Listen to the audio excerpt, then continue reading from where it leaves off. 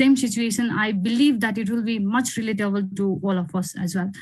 So we'll briefly discuss on how same situation. I believe that it will be much relatable we are to now all of us facing, well. and then the Because since briefly we are discuss like on lot how of situations, I this, believe that it will be question much where relatable we are to now all of us facing, and then the because since briefly we are discuss like on lot how of situations, I believe that it will be question much where relatable we are to now all of us facing, and then the because since briefly we are discuss like on lot how of situations, I believe that it will be question much where relatable we are to now all of us facing, and then the because since briefly we are discuss like on lot how of situations, I believe that it will be question much where relatable we to are now all of us facing, and then the because since briefly we are discuss like on lot how of situations, I believe that it will be question much where relatable we to are now all of us facing, and then the because since briefly we are discuss like on lot how of situations, I believe that it will be question much where relatable we to are now all of us facing, and then the because since briefly we are discuss like on lot how of situations, I believe that it will be question much where relatable we to are now all of us facing, and then the because since briefly we are discuss like on lot how of situations, I believe that it will be question much where relatable we to are now all of us facing, and then the because since briefly we are discuss like on lot how of situations, I believe that it will be question much where relatable we to are now all of us facing, and then the because since we are like lot how of situations, I believe that it will be question much where relatable we to are now all of us facing, and then the because since we are like lot how of situations, I believe that it will be question much where relatable we to are now all of us facing, and then the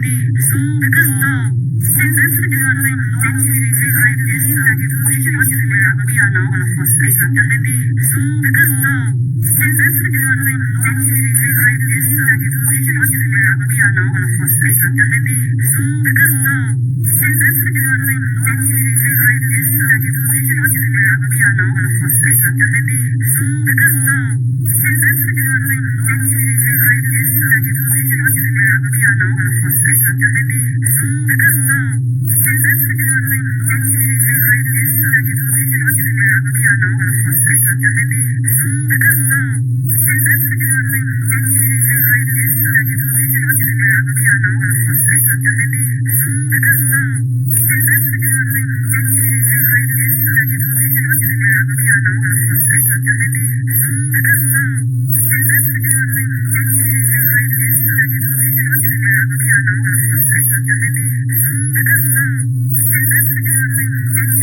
since we are like how situations, I believe that it will be much where we relatable are to now all of us facing, and then the because since we are like how lot of situations, I believe that it will be much where we relatable are to now all of us facing, and then the because since we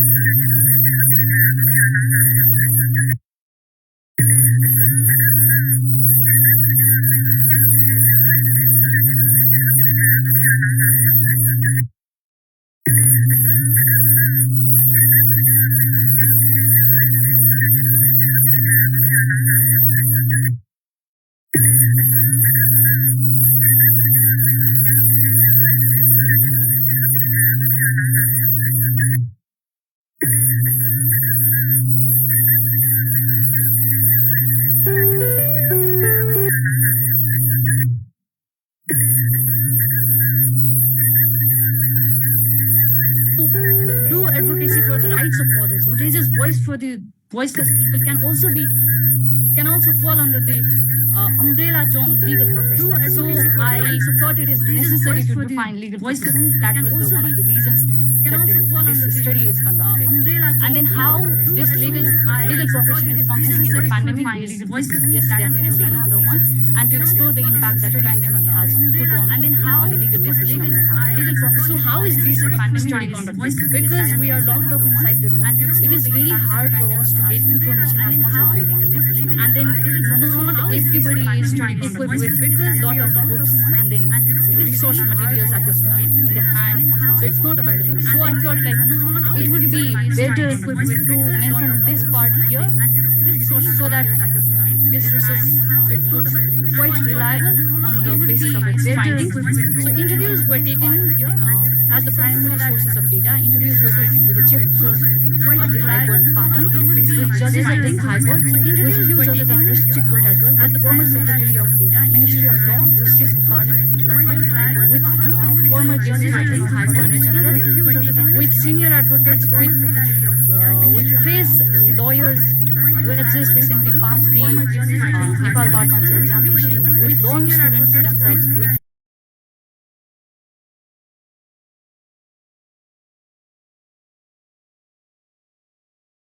my own observation is also used as data for this paper.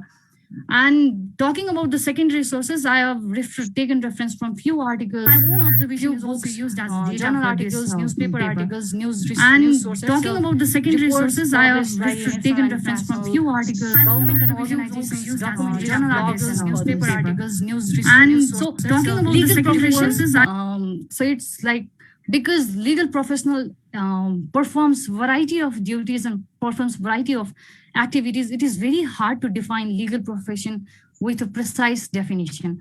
And I do not know if it is only me that who do not find the definition of a legal profession in an international legal instrument. So yeah, so I did not find any precise definition of legal profession defined by legal instruments.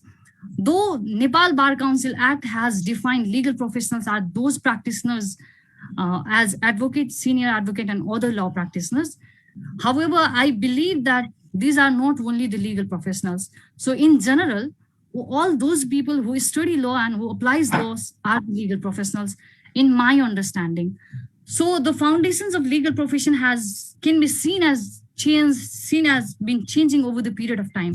If we take reference from the jurisprudential aspect, then how it shows the development of understanding of legal profession, how the natural school of jurisprudence says that the legal profession was based on the reason, human intrinsic values, morality, and then how with the change of the time, the analytical school says that legal profession has its base on the application of command of authority that is presented in the form of law.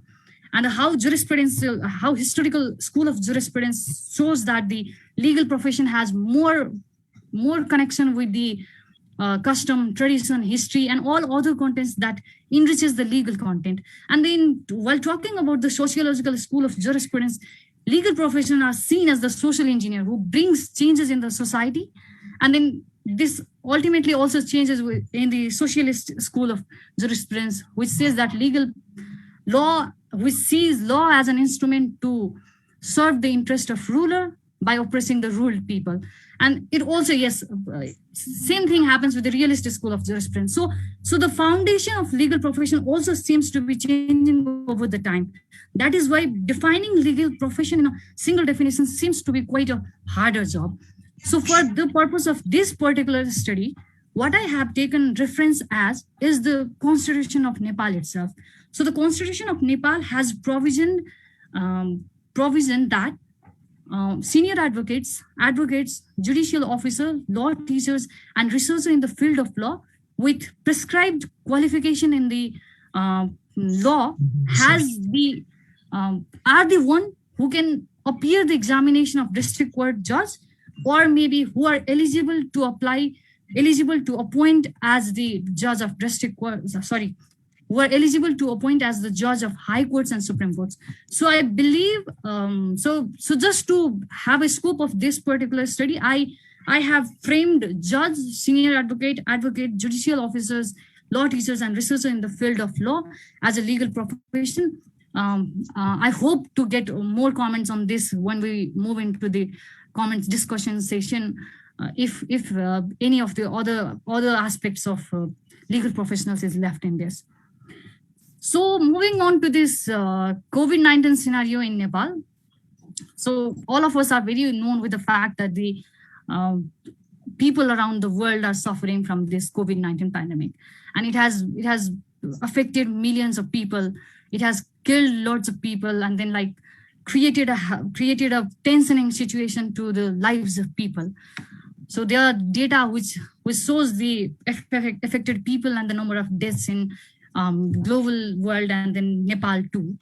So the virus is definitely, yes, upsetting people's, and it's upsetting, unfortunately, in the orders of first wave, second wave, and then we are hearing the news popping up with the which says that like third variant is even more dangerous, that flows in the air.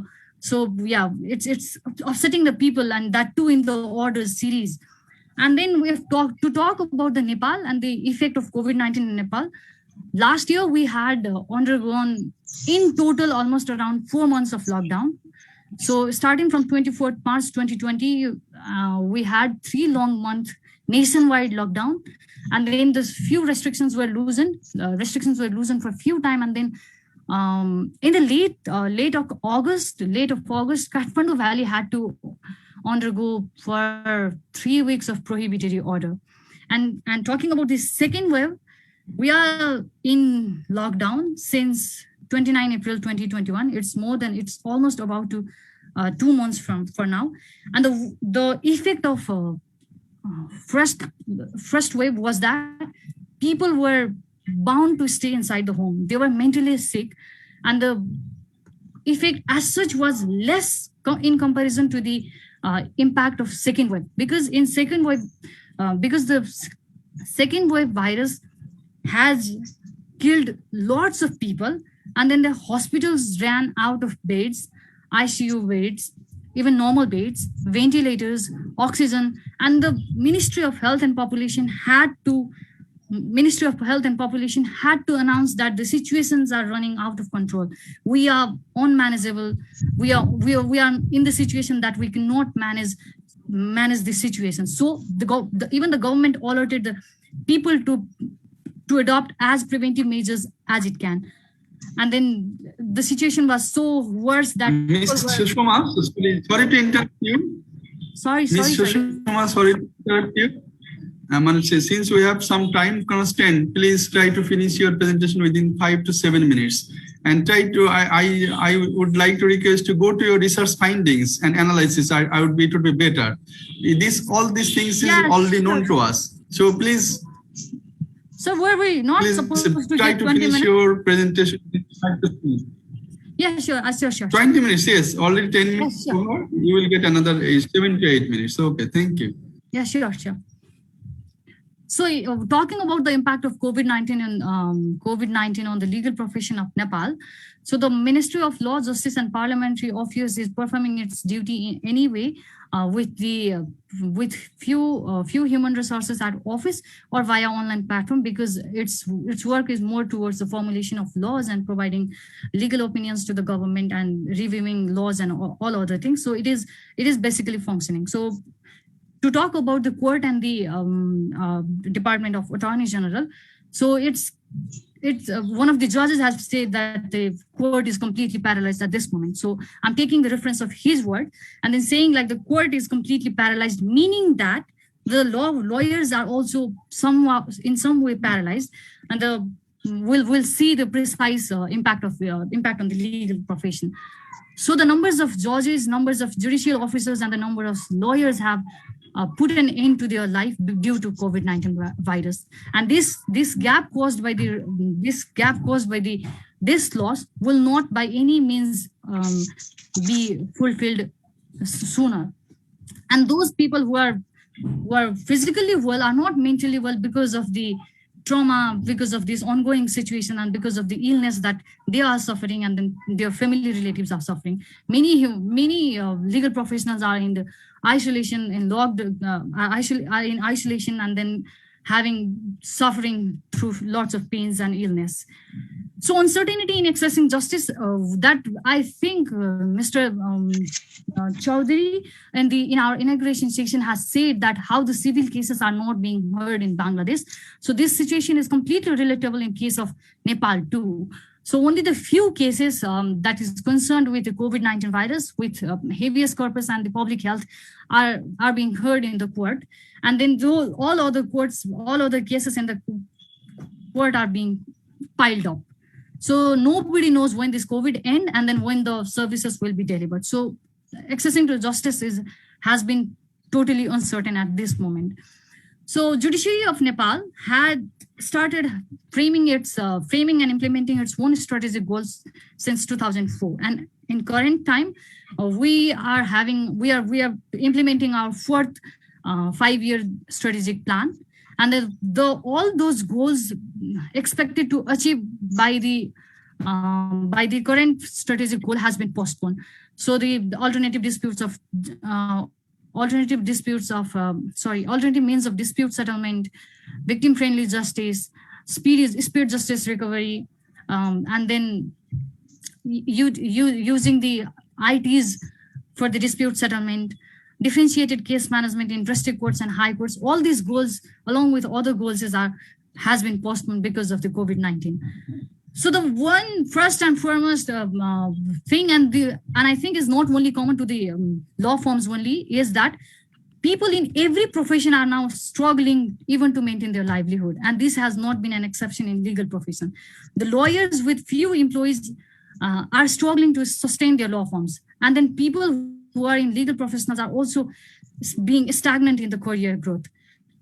So law firms the workload has been decreased with the decrease in the services provided by the court. And then to talk about the career growth of people, so there are law students who are waiting for public service commission examination. There are people waiting for the result of public service commission examination. There are people who are willing to apply for the abroad study but are not being able to apply because of the stock and the visa processing and all the other arrangements.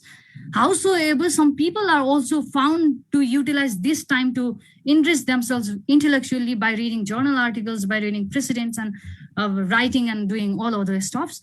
However, people are seen, like few lawyers share that they are selling their shares and debentures, they are using their saving even to maintain their livelihood. So this has posed a major problem in the lives, even to the lives of maintain the livelihood of the legal professionals. So SDG 16 on peace, justice, peace and institutions is also directly impacted by the COVID-19. So in the first, UNDP has estimated that the global human development will fall since the 1990 for the first time because of COVID-19, with the increase in the number of people who are thrown into poverty, unemployment, malnutrition, and hunger. So along with this, domestic violence cases are increasing. People who are in the prisons and detentions are bound to stay there amidst the crowd with poor sanitation and hygiene, and which has the high potential to spread COVID-19 virus too. And those who are waiting for the trial has to stay for longer pre-trial and during the trial detention. And those who are eligible for earlier release from the prison are also supposed to stay behind the bar. So this has one aspect has also directly impacted to achieve the sustainable development goals in a timely manner. So reshape learning, this we already discussed live. The chief guest from the India earlier said that how the admissions are being held online, how the teachings are being held online, and how exams are conducting in online. So this whole process of this whole pedagogical system has been shifted to the online, and then this in a way has given a break to the interpersonal skills of the legal professionals, given a break to the great opportunity of building networks with other legal professionals and learning soft skills too. So amidst all these challenges, there has been pronouncement of pandemic jurisprudence. So one of the most remarkable was the these orders issued by Supreme Court, which comprises of full bench, which comprises Chief Justice and all other judges of the Supreme Court, which states that the time period from the day one of lockdown till the end of lockdown as a zero period for the judicial performance, meaning that the time limitation date for appearances to file the complaint, rejoinder, written response, whatever documents were to be supposed to be submitted on time will not exceed at the halt of the service delivered by the court. So this zero period has in some way ensured the people that their rights are protected, even though they are not accessing, they are not able to move to court, to visit the court to get their case heard. So another important thing is like the Supreme Court of Nepal, and also recently the High Court Patan has started conducting online hearing of the case. So this has given a ray of hope that the IT can also be a means to the end of accessing the justice. And sorry, with this background, the though the yeah. Or earlier, our Dr. Siddiqui had said that one of the barristers were pleading from the rickshaw. So the lawyers are privileged to plead on the case from their law firms, their homes. Howsoever, since internet access is not to all the people throughout the nation, the access to justice will still be compromised. And on top of that, the reliability of the court proceedings can also be questioned because of the use of internet. And then there is equally high chance of compromising the evidences, and full representation of parties can also be compromised. Howsoever, this use of information technologies can be a step towards the paperless government, and then contributing to the environmental protection. So to sum up, I hope I have a few minutes to sum up. So it is unfortunately that I have to say that our government, our political leaders have dissolved the parliament for a repeated period of time. And then we are also having, at one point, we are having public health crisis and humanitarian crisis. At another point, we are also having political crisis. So because of this, I think it is very necessary for the political leaders to shift their concern from political goals to the goals that people want them to concern to. Another thing is that only government concern will not be sufficient. So the public also has to be equally aware of this social distancing, mask and sanitizer, SMS, the most widely accepted effective tool to prevent the spread of coronavirus. So the people has to be equally aware to adopt to this tool too. And then another point is insurance against the coronavirus for those who provide the legal services can be a step to ensure the access to justice of the people. And since online hearing is not much reliable and much accessible to all the people in the nation, so an alternative to this has to be adopted. So only the vaccination of the people I think is the first and the best way to loosen the restriction. Unless all the people cannot visit the court, the justice cannot be ensured to. So the vaccination is another important thing at this point of time. And then this, I think, is a very high time to think about the alternatives to prison system that the Nepalese law have foreseen, like open prison, community service, probation, parole, and we can go for all these. We can adopt all these measures as an alternative to prison system, which is also one of the highly praised human right argument.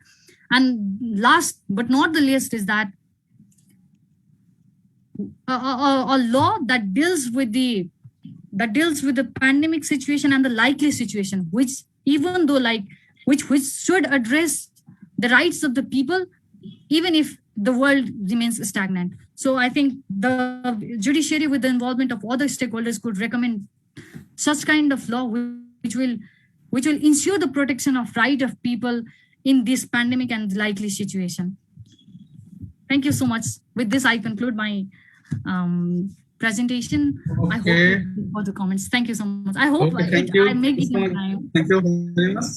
So there will be some question and answer session after presentation of all papers, and after presentation of all papers, then I will also invite our panelists to discuss on the topic. Now this is the time for second paper. Second paper is Mahdi Ejaz Masood. He is from Erasmus University of Rotterdam. His topic is providing service in platform economy as franchisee. I hope all present paper presenters will keep in mind of their time and they will finish their presentation within the scheduled time. So this is the time for Mahdi Ejaz Masood. Please make your presentation. Yeah, am I being heard properly? Yes, yes, you are audible. That's good. So hello everyone. A very good morning to you all. I'm Mahdi Ejaz Masood, and I'm currently working as an in-house counsel, specializing in property, commercial, and trade matters. In any case, so that you can comprehend, let me bring up these slides for you.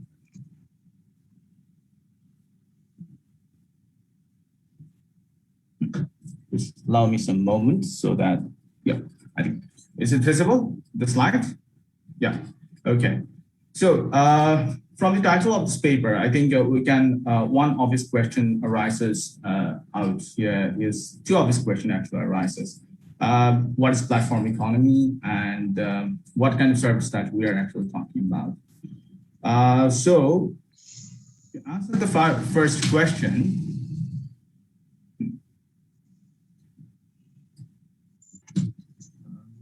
having some issues with the slide control, I hope.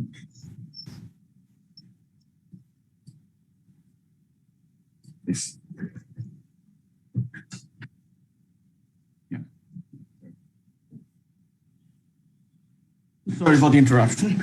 Yeah. So to start with, let me get back to the first question about the definition of the platform economy.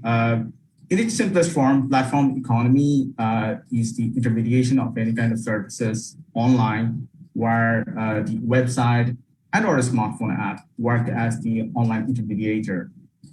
So it may be more recognizable to most of us by its associated concepts and business model like gig economy, sharing economy, and on-demand economy, which are essentially are all eggs of the same basket.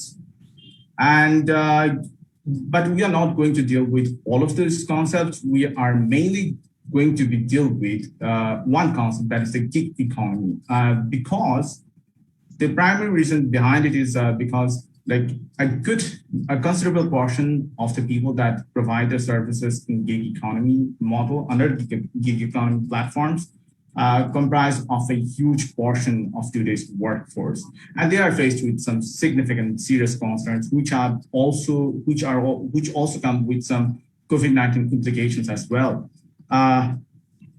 So, what are the concerns that we're talking about here? We all know that due to the COVID-19 restrictions, people are staying within homes and they're prevented from dealing in commercial matters directly and physically. So most people are buying products online, and a lot of governments around the world have arranged to extend the home delivery service time up until midnight. So there can be an issue if you order the example that I have put here. There can be a lot of, it is a common example. There can be instances like when you order a very expensive new phone, which you already have paid for, and either way, the delivery guy makes an unfortunate event, gets stabbed, loses his ride, and loses the smartphone that he was carrying for you. And at this point, there are two kinds of consequences that raises. One, he occurs personal loss liability toward himself for his personal injury, physical personal injury, and also the third-party liability that he has raised toward you losing your cell phone. Also, there are some other problems that is worth mentioning. Is one sudden loss of job.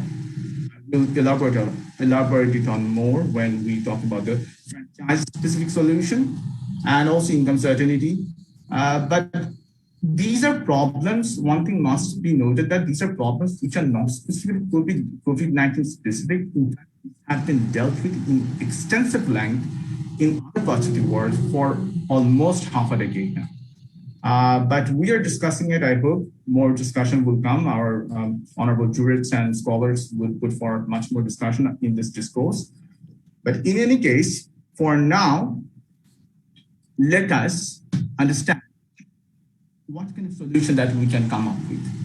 Now, we need an intermediary legal regime. Why an intermediary legal regime? Because I think many of us are known of the news of the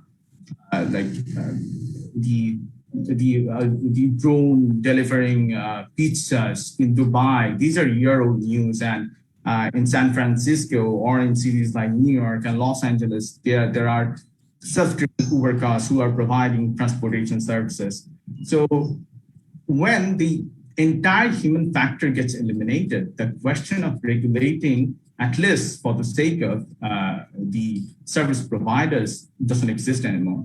So that's the reason we need an intermediary existing legal regime, because we cannot afford coming up with a new legal regime for this brief period of time, because the time can be even shorter than 10 years, a decade as well.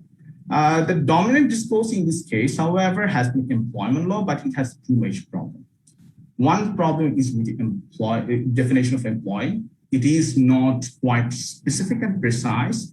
And the precise definition, when it is precise, in its precise form, the definition of employee does not actually cover our regular day-to-day delivery guy or our transportation driver from Uber or platforms like that.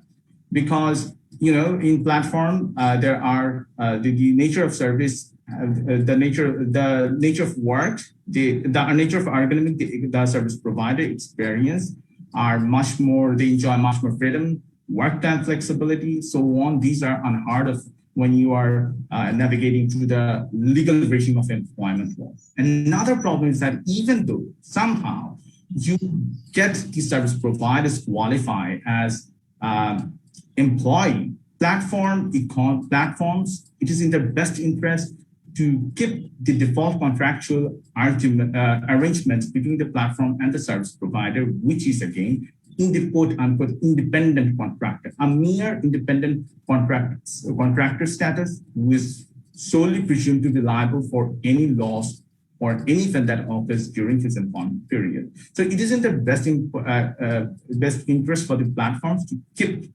that default contractual arrangement. And using the tool, a very dangerous tool, by the way, legal tool, freedom of contract, platforms would always adjust their contractual terms and change their terms so that they can be on par with the preferred arrangements. So there comes the franchise solutions. By the franchise solution, the best thing we can get is that we can have the platforms to be both they will be satisfied, because the contractual independent contractor status is preserved by that. And there are enough similarities between the franchise model as a business and platform economy model as a business model, so that the solution that has been put forward by the franchising law can be used in perspective service provider and platform economy as well.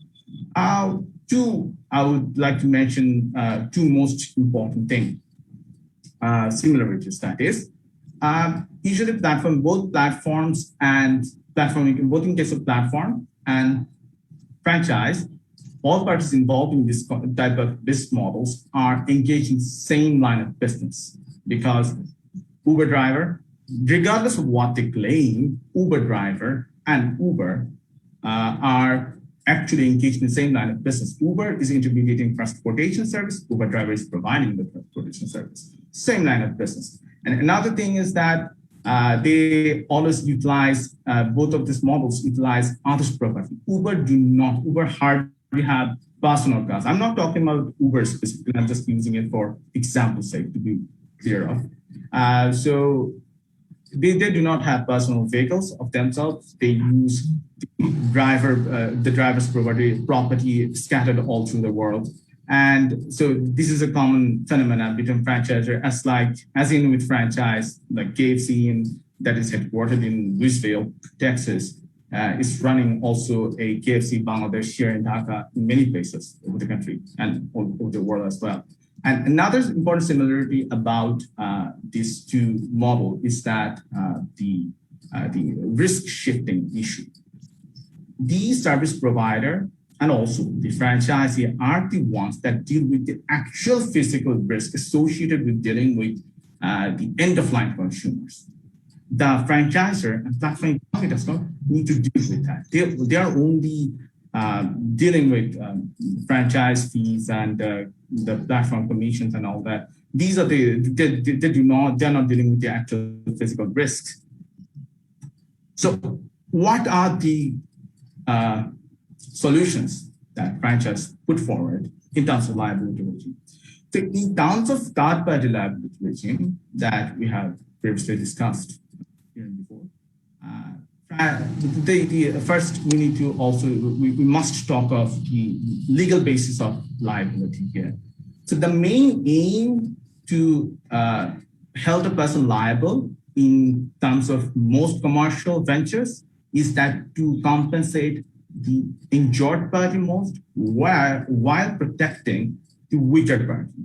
So most of the cases will try to protect so that the weaker party does not get insolvent in the process because it is in the legal regime they call it the deep pocket theory. I think it suffices for now about this part of the point. So this is the basic legal basis of the third-party liability. So having that in mind, there are two most common way franchise put forward practices put forward as limiting third-party liability for service providers. Number one is vicarious liability. So I'll demonstrate it with an example here. Vicarious liability can be based on can be read to authorization-based test that is a common law specific test, where it says that where it puts forward that say for example the Uber or platforms like Foodpanda or Batao, they are usually habituated with providing navigational support to their service provider, which the service provider must follow. They cannot deviate from that navigational guidelines. So if someone with the consumer in the back or with the consumer's product with them follow the navigation guidelines and meets an unfortunate event again and raises third-party liability, the third party in question can actually establish implied authorization in this case and held platform vicariously liable. So this was one of the issue. Then again, the control test there is that, say for example, often I think we are acquainted with it in Bangladesh at least, that often the cars are not clean. Now, the drivers of the online platforms are actually gets rated on different terms, and those terms include cleanliness standard as well. So if anyone have dust allergy, say for example, goes to a hospital, gets involved in a huge financial loss, they can actually claim it through the fact that the platform had ways to control the cleanliness in the matter which it did not, so it can help the platform vicariously liable on that. And there is the ostensible agency way of limiting liability. So while the ostensible agency is something like that when someone is of the impression is that person A is acting on behalf of person B. This can be very much understood, easily understood. It is much easier to establish in terms of platform autonomy because when we are when we're ordering in Foodpanda or Uber and Uber service, we're actually calling an Uber. We do not say that we're calling Mr. X. We're not saying that we are Mr. Y or Miss Y to deliver me that food or that product. We are actually logging into Foodpanda and dealing with them. This in turn is actually we are basing our expectation on them. So in this case, deriving from this point, we can establish that that platform is an ostensible principle of the person that is actually providing the service. Then, Sorry, Mr. Masood, you have less than 5 minutes. Try to finish your presentation within the time. All right, sure. So, in terms of the personal loss, there are some ways which will be much more case specific. One is holding the platform negligent when in control of the service provider, and also establishing a partnership relation which can help mitigating economic loss in this case. Then there is the issue of sudden job loss. We have seen that a lot of us are acquainted with COVID-19, due to COVID-19 restrictions, many of the platforms have suspended their activities. The government, according to that, the government has. So there are some specific ways the service providers can get benefited out of the franchise model. One is that there has to be some notice period of at least 15 to 14 days, and if the service provider gets terminated for a default, there can be chance of getting that default rectified, and also there are chances of the platform, the service provider's property being bought back, which he might have gotten for lease so that he can use it for the provision purpose. And another thing is income certainty. Anyone providing service in the platform hopes to make a certain amount of income. And the platform has, in the platform model, it has been exploited to a lot of extent. Platforms would go to farther extent to lure service providers so that with things like misleading earning estimate and things like that. So in those cases, franchise model comes with some contractual disclosure mechanism of certain informations that can be very much helpful for service providers, so that they know beforehand what they're getting into, what their obligations are, how much money they're going to make. So this is an important issue. Then, does the scope of franchise law apply to platform economy? Very important thing. So, in a nutshell, yes, because there is a trademark. Whether the trademark, there must be three elements in a business model to get it, to have it covered by the franchise law. Trademark, significant assistance, payment. Trademark can be under the legal definition of trademark covers the app or website itself. That platform economy, all platforms use actually. So that element is present in platform economy as well. Significant assistance, as we have already dealt with, the navigation guideline is important, and that is a significant assistance. Without the platform providing the navigation guidelines, it is not possible for the service provider to reach anywhere. Or even more important is that without the platform providing reach to the consumer, the service provider do not have any consumers. Then the required payment can be satisfied by the commission percentage that platform receive after each and every task the service provider completes. So then lastly, to sum up, what are the flaws? There are some flaws. And one of the main flaws of, I think most of the audience might notice or took note of, that there's a huge lack of uniformity, because by things like vicarious liability, establishing negligence partnership, there is no law, there is no legal statute that narrates or elaborates on these things. One of the main reasons is that franchises are assumed sophisticated enough to bargain their own issues. So in that manner, we have to work more so that the small scale franchisees like service can also get covered, and there is more harmony and legal uniformity present in the franchise model, which can be of help to service providers as well. And then again, it is justified on that note that rule makers of franchise law has intended for the legal scope of franchise to be applied to any similar business model, that has the criteria of a franchise.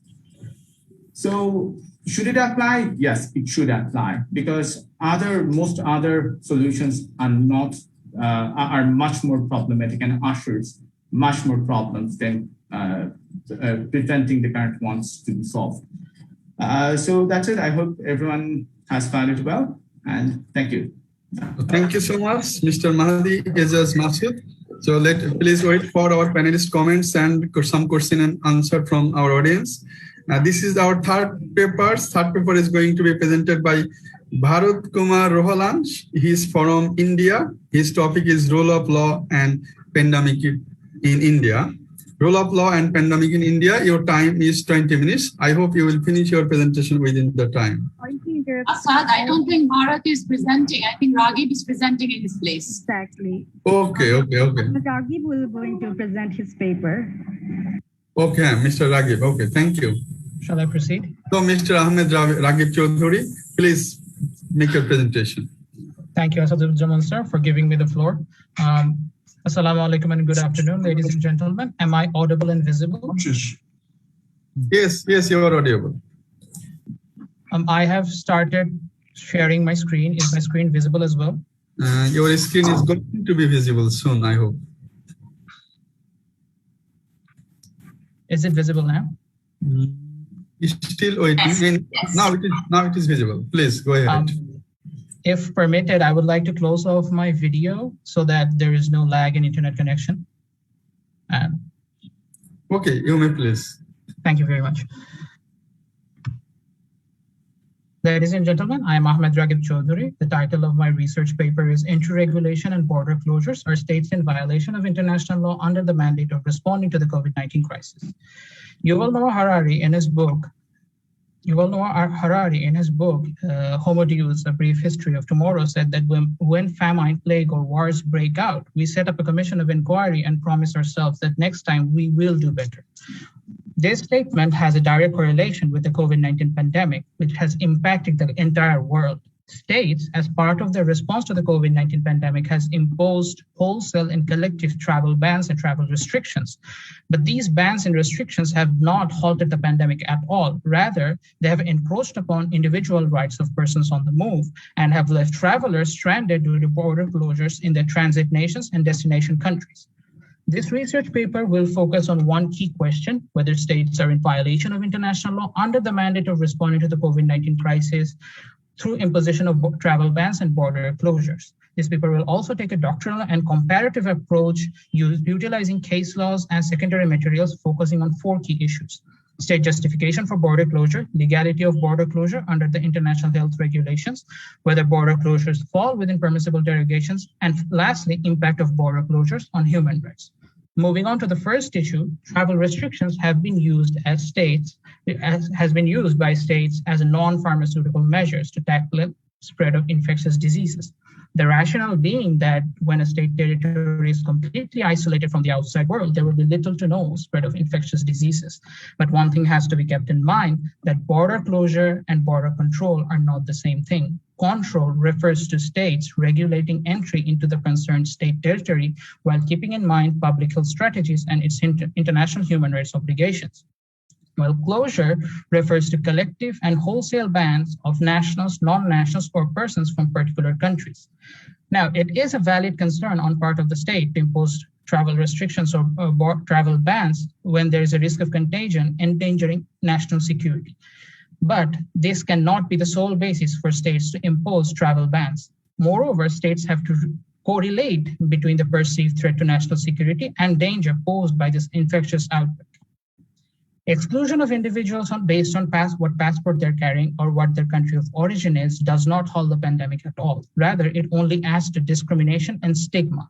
Moreover, it becomes harder for states to justify these travel bans focusing on specific countries when other countries also report higher rates of infection, including the country imposing the ban itself, as has been seen in the case of USA, when it imposed travel bans and travel restrictions on incoming travel from Europe and from China. Protection of the rights of citizens is another valid ground for states to impose travel restrictions or travel bans. But what it requires is its conformity with corresponding international human rights obligations of these states. Now, states, as part of their sovereignty, have the right to control their borders, but they are required to offset it with their international obligations. Just because there is a state of pandemic does not mean that states' obligations under international human rights instruments stops at the border, hinting to the fact that states do have an extraterritorial responsibility in respect of the international human rights obligations. Moreover, states under the purview of protecting the rights of its citizens cannot violate the rights of other individuals, including nationals or non-nationals. Now, domestic legal framework can also be claimed by states and has been claimed by states as a validation for their travel restrictions or travel bans, even if it is in contravention of the international obligations. Countries such as UK, USA, Italy, and Australia, amongst many other countries, have already existing legislation targeting prevention and protection regarding in times of infectious disease outbreaks, and many countries have also issued new legislation specifically on the COVID-19 pandemic. While these are commendable steps, states are required to impose any kind of actions under these laws, and they are required to offset it with their international legal obligations. If they fail to do so, they cannot use their national laws as justification for the contravention of their contravention or violation of their international legal obligations under customary international law, even, which completely bars using it as a justification, as has been observed in Article 27 of VCLT and Article 25 of ILC draft articles on state responsibility, both of which have been granted customary international law status by more than 20 decisions from international dispute settlement bodies. Moving on to the second segment regarding border closures and the IHR 2005 framework, the WHO recommendations under the IHR are not legally binding, but they are legally relevant. And states, though not under an absolute legal obligation to follow WHO recommendations, are required to consider any scientific evidence, advice, or information from WHO while responding to a public health crisis. Now, there has been quite uncertainty as to what is the best course of action regarding the COVID-19 pandemic and whether travel restrictions are effective or not, but states have indeed contravened their international obligation in respect of IHR on one ground. States were required under Article 43 and 17 to report and justify any measures taken by them as part of their public health response to the WHO. Rather, states did not report these measures. The measures were mostly reported by media outlets. Now, there is a certain fault on part of WHO as well. It hesitated to issue travel restrictions in the early stage, which was the best possible framework or time frame to issue to do so. And later on, it recommended against travel restrictions and again admitted that the travel restrictions are useful, but in the early stage, which it clearly reneged to do so. Now, additional measures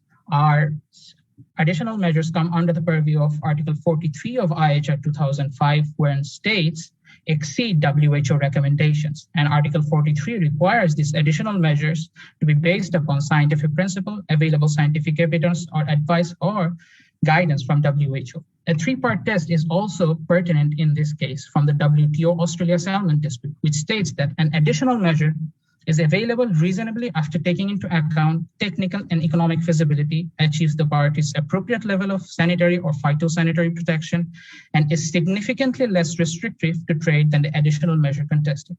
Travel bans and restrictions imposed by states fail to meet all three categories. Firstly, states were under no position to assess the technical and economic feasibility because they were under no situation to assess what would be the proper method or action to be taken in response to the COVID-19 pandemic. Secondly, regarding sanitary and phytosanitary protection, states which imposed travel bans against countries which had reported higher rates of infection within weeks of the imposition of travel ban themselves started reporting cases in the hundreds and thousands, which clearly did not therefore, travel restrictions clearly did not achieve the appropriate level of sanitary or phytosanitary protection as was envisaged by the states. Thirdly, wholesale travel bans on incoming and outgoing traffic is in no way significantly less restricted to trade. Effectiveness of travel restrictions has also been disputed, and public health researchers have found little evidence that travel restrictions or travel bans bar spread of infectious diseases within a state territory, but they only delay it when imposed in an early stage of the pandemic. 99.9% of air travel suspension, according to public health researchers, only delays spread for an individual nation for 4 months and for 10 months when combined with other methods. So what this means is that travel restrictions within a specific geographic area have only a limited effect to the extent that it only delays but does not bar the spread of infectious diseases. Success of Hong Kong and Taiwan is a very pertinent example in this case, where Hong Kong and Taiwan in the early stages of the pandemic did not deny entry to travelers. Rather, they used local control measures in conjunction with moderate travel restrictions. What this showed is that there was no statistical spike in local cases when considered in combination with incoming and outgoing international transit. There is another caveat to the IHR and state obligation. Article 57 of IHR states that when there is a state obligation opposing to that of IHR, meaning that when states have obligations under ICCPR and ICESCR, their obligations under ICCPR and ICESCR will supersede their obligations under IHR. Moving on to the third issue, whether border closures fall within permissible derogations. Derogations are suspension of certain human rights guarantees within defined confines under extraordinary circumstances. They are regarded to as a necessary evil in international human rights law. The Syracuse Principles, a set of legal principles on derogation from ICCPR under Principle 25, recognize that public health may be invoked as a ground for limiting certain rights in order to allow a state to take measures for tackling spread of infectious diseases threatening the life and health of the population of the particular state. It also requires that restrictions are to be legal, proportionate, pursuant to a legitimate aim, least restrictive, responding to a pressing social need, and not be arbitrary, unreasonable, or discriminatory. Derogations may also be called upon when there is a state of emergency threatening the life of a nation, which also includes natural catastrophes like the COVID-19 pandemic. Even then, states are required to justify and correlate the situation with the threat to the life of the nation for the purpose of imposing the derogations. It has been observed and accepted in the Belmarsh case of 2004 that assessment of the threat to life of the nation is within the expertise of the government of the state concerned. Even then, an ECHR jurisprudence is relevant in here, which gives out the following factors which must exist for a public health emergency or public emergency to amount to threatening the life of a nation. Firstly, it must be actual or imminent, affecting the whole nation. Secondly, the community, organized life of the community must be threatened. And thirdly, the crisis or danger must be exceptional in the sense that normal measures to quell public health, safety, and order are plainly inadequate. While states can argue that the threat of the COVID-19 pandemic was actual or imminent, threatening the organized life of the community, but they cannot justify how the normal measures were not plainly inadequate as states moved on to impose travel bans and travel restrictions as the first part of their response rather than looking for other least restrictive measures. States may also resort to the plea of necessity for the purpose of justifying imposition of derogations. Now, to plead this defense, a state must fulfill that there must be a great and imminent peril threatening an essential interest. The state's action must not seriously impair another essential interest, and the state's action was the only way to safeguard the interest from that peril. While states will be able to justify that COVID-19 pandemic posed a grave and imminent peril, threatening an essential interest, states cannot justify that their act did not seriously impair another essential interest, which is the individual rights of the persons on the move. Moreover, states cannot also justify that their act was the only way to safeguard the interest from their peril, because countries like Germany and South Korea have also resorted to least restrictive measures in accordance with their international human rights obligations to safeguard their interest, which is the threat to the life of the nation. Moving on to the final issue, impact on human rights. Human rights treaties creates rights and obligations for state parties in between state parties, and each state party has a legal interest in the performance and protection of these rights and obligations.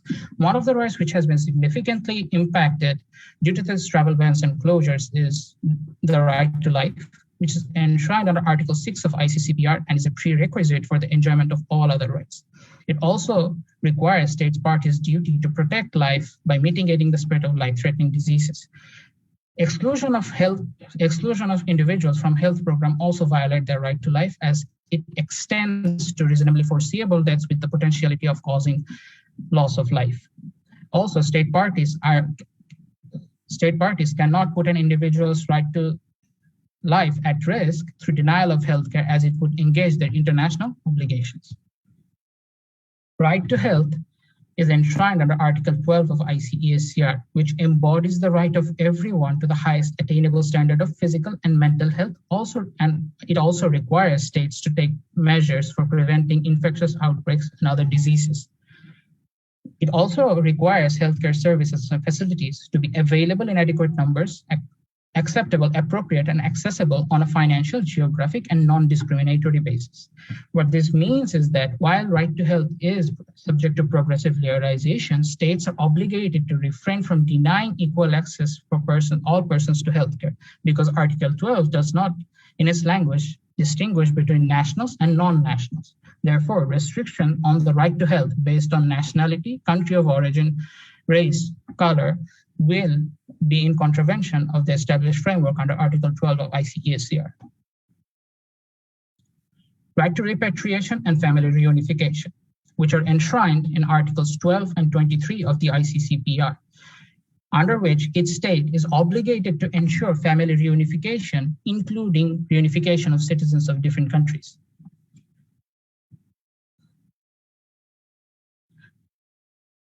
While states may use the rights of their citizens as a ground for imposing travel restrictions, but the collective nature of the travel restrictions becomes irreconcilable with the individual rights of persons on the move. Moreover, these blanket bans, what they do is that they potentially lead to further spread of COVID-19 pandemic, because those who are denied entry into the state territory try to enter through other means, and thereby bypassing the health screening at the frontier level.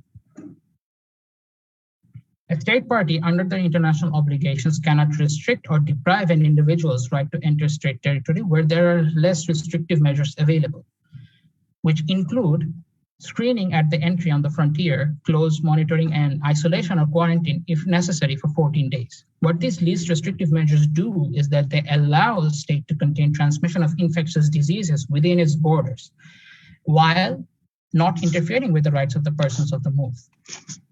Therefore, in light of the available restrictive measures, border closure is ipso facto incompatible with the state's corresponding international legal obligations.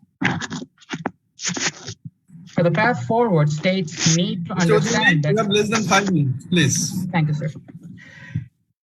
For the path forward, states need to realize that their international cooperation is essential for the purpose of developing a political herd immunity, so that for the purpose of dealing with future biological threats, there is an established framework for a unified state response. States also need to realize that germs do not recognize borders. And for the purpose of dealing with and establishing a unified framework to deal with future pandemics and other infectious disease outbreaks, WHO has to play a key role, and it has to advocate and foster by actively participating in treaty efforts while dealing with treaties which are likely to have effect or do already have an impact on global health and human rights. To conclude, states have indeed acted in contravention with their obligations under the IHR. While COVID-19 pandemic is an ideal state of emergency, states were required to base derogatory measures within the established international human rights framework for derogations on certain rights, which they clearly failed to do. We have to realize that there is there is necessity for prioritizing science and public health strategies for the purpose of preserving political discipline within and across borders, as has been seen in the case of previous crises like cholera and Ebola. State cooperation on an international level is indeed necessary.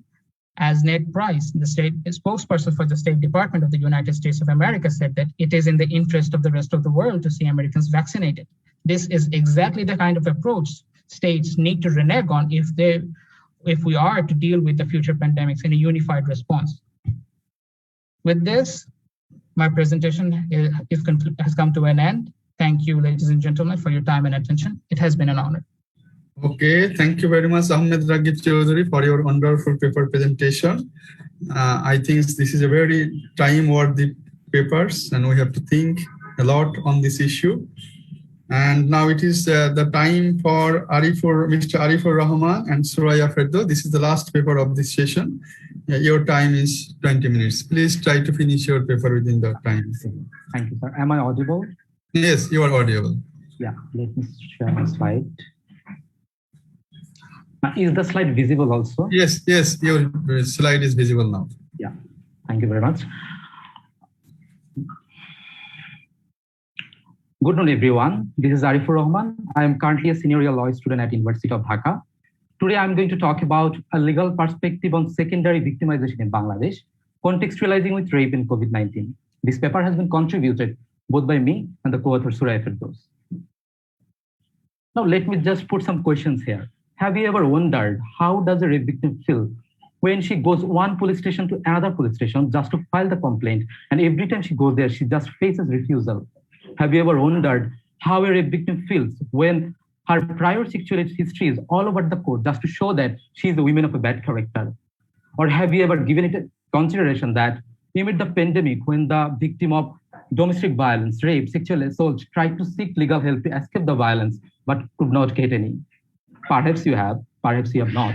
But these are the questions around which our discussion will revolve. To get a preliminary idea about what we are going to talk about, let's watch this video. Can you excuse me for 1 minute? I think I have stopped the sound. So, let me.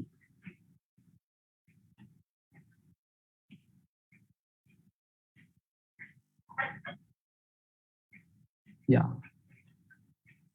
কোনো সময় কি unreported হয়? না, কোনো unreported case না, সব কিছু reported. সব রিপোর্টেড? সব রিপোর্টেড। কিন্তু কোনো সময় মেয়েরা ভয় পায় না বলতে? না, মেয়েরা ভয় পায় না? না। আমি তো বললাম যে অনেকটাই প্রেমের কারণে অবৈধ মেলামেশা করতে গিয়ে অনেক সময় হয়তো জনগণের চোখে পড়ে যায়। পরবর্তীকালে সামাজিকতা রক্ষার কারণে আমাদের কাছে মামলার একটা দাঁড় করে যে আমাকে জোর করে নিয়ে গেছে। বাস্তবতা কিন্তু তারা আন্ডারস্ট্যান্ডিং এর মাধ্যমে যায় সেক্সুয়াল কন্টাক্টে।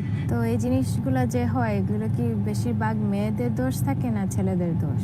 আমি উভয়েরই বলবো যে উভয়েরই, তবে ম্যাক্সিমাম দোষ বলে আমি বললাম তো যে মেয়েরা যদি আর একটু পর্দানশীল হয়, আমি যদি আপনার প্রতি কোনো জিনিস দেখে আকৃষ্ট না হই, এরকম কোনো কিছু করা যাবে না, যাতে আমাকে আকৃষ্ট করার জন্য কোনো কিছু করা হোক। He said that when the rapes happen, the majority of the time it's the woman's fault, and that a man's attraction will be limited based on how the woman is portraying herself.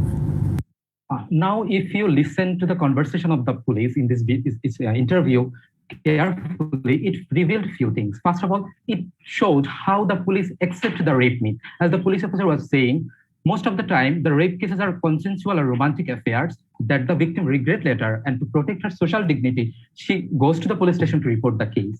Apart from that, if a woman wears revealing or provocative clothing and gets raped, she would be considered as someone blameworthy for asking for it.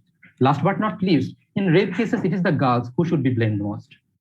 Now, the statement of the police that contains the rape myth acceptance, disbelief attitude, and the victim blaming tendency shed some lights on secondary victimization in Bangladesh. Secondary victimization, to put it simply, the re-victimization of primary victims, apart from causing psychological harm to the rape victims, most of the time lead the victim to be reluctant to file the case. And as a result, most of the rape cases remain underreported in Bangladesh.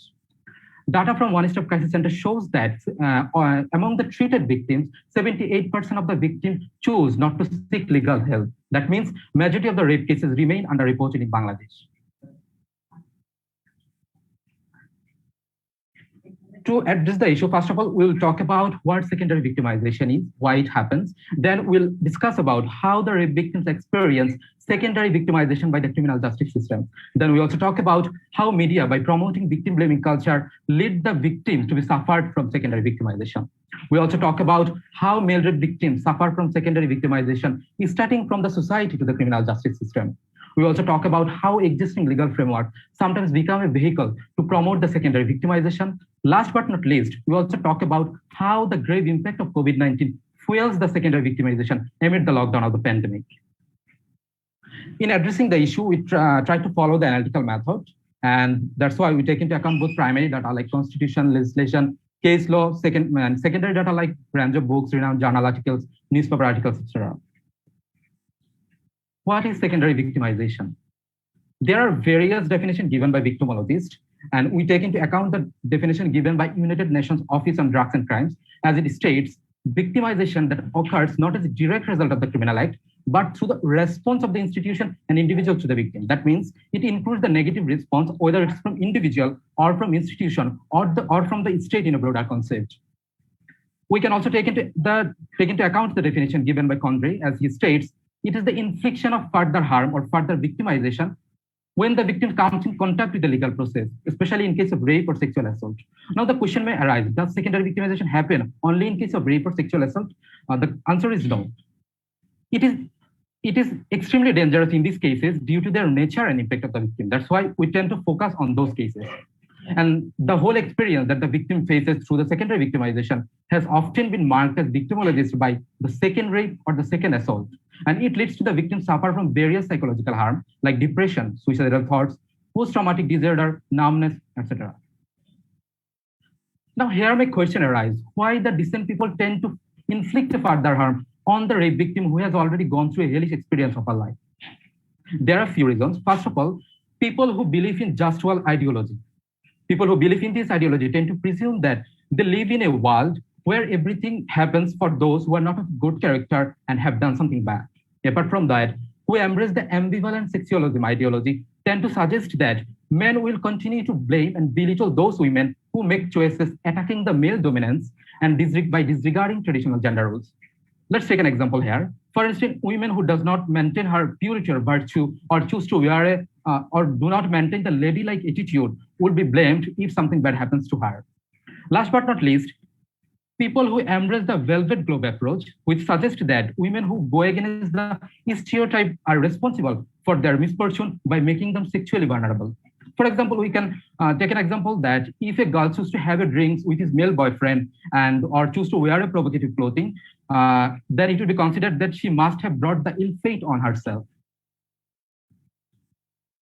Now that you have got an idea about what secondary victimization is all about, let's now talk about how the rape victims experience secondary victimization by the criminal justice system. Police are the first entity getting in touch with whom the victim first comes in contact aftermath of rape. They expect that police would not behave in a way that would hurt them again and make them vulnerable. But the reality is so harsh. Most often, the rape cases of whenever the rape victim goes to the police station, it starts with disbelief or non-belief attitude. At the women rights lawyer states in an interview with Human Rights Watch that the police frequently have a negative attitude and don't believe the victim. They shame her. The case starts with non-belief. Apart from that, police starts questioning about prior manner of dressing, her prior sexual history, and often looks for visible injuries. And in doing so, and which often eventually leads the victim to question herself whether what happened to her is a real rape or not. If she believes that she has been raped, the police might not believe her if it did not fit the real rape myth stereotype. Also, police often motivate the victim to drop the complaint by imposing their unconsciously developed assumption, which is doubt or skepticism about the rape victim case, which eventually lead the victim to drop the complaint and felt like being judged through the police interview. On top of that, often in some cases, police refuse to take the complaint whenever the rape victim go to the police station. For example, in Garo gang rape case, The victim went to the one police station to another police station just to file the report, but every time she went there, she felt refusal.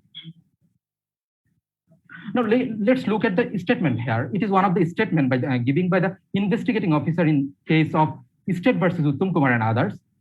The investigating officer identified that the rape victim was clever, precious, and a floating prostitute. Now, this kind of statement, its relevancy and truthfulness was never tested in the court. Now just imagine when a rape victim experienced this kind of statement, which truthfulness and relevancy have never questioned in court, and the negative attitude we already talked about lead the victim to feel re-traumatized. Apart from the police, victim also experience secondary victimization throughout the trial process. In rape cases, most of the time, court has the tendency to look for appropriate feminine manner and stereotype assumption about women's sexuality, and which often result in the categorization of good victim versus bad victim. Now, if you are wondering who the good victims are or who the bad victims are, let's take into account the examples given by Tarkimar. As he goes on saying, good victims are often regarded as those victims whom the court found sexually restrained. They usually come from a higher status or hold a respectable position. Let's say, for example, wife of a police officer. They're attractive, but not beyond the boundary. They feel shy, modest, reserved, but not easily influenced. They feel upset, but not that much that would make them hysterical in the eyes of court. And regarding the bad victim, it is those victims who come to the police station wearing a blue tight jeans with a see-through top, which often identified as too revealing. Interestingly, in one of the cases, court found that climbing a tree by the 17-year-old rape victim, what makes her a woman of easy virtue. In this case, the victim was the housemate of the accused, and the court rationalized that since the victim entered into the house of the accused by climbing a poplar tree as the gate of the house was closed, which proved that the victim was a woman of easy virtue and her statement can't be believed. Apart from that, the most distressing and humiliating experience that the rape victims often experience is the brutal cross-examination. In cross-examination, often the court tends to look, if the court found that the woman had prior sexual history or she is not a woman from a higher status, what Abdullah says it should be regarded as someone asking for it. In one of the cases, the court rationalized that since the victim comes from a lower status, her statement cannot be believed without corroborative evidence. Additionally, courts also have the tendency to shift on physical penetration in identifying women's consent, which often regarded by the victim as second rape by the judiciary.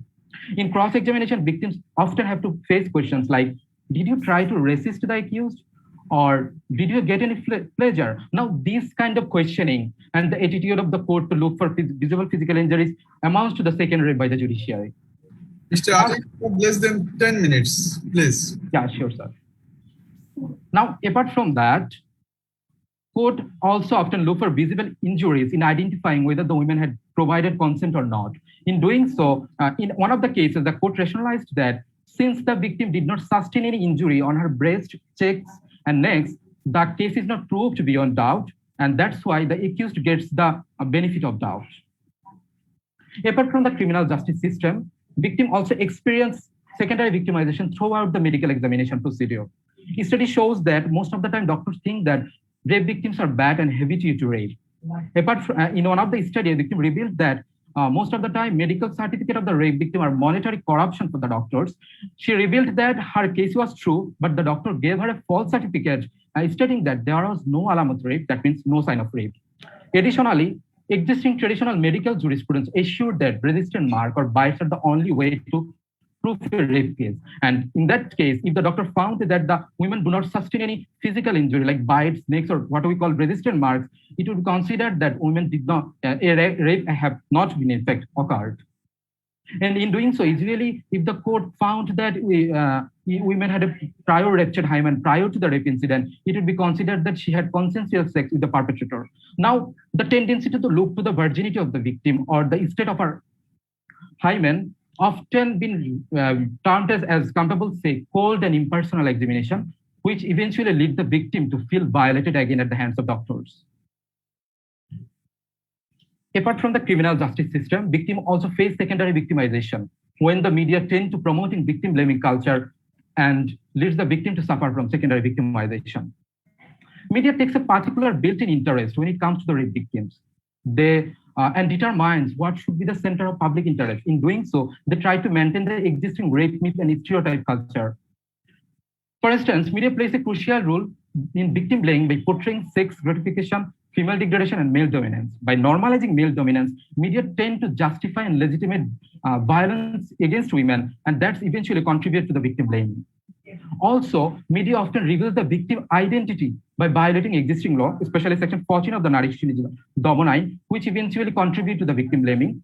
The media has also tend to put distasteful headlines just to draw the attention. That also contribute to the victim blaming.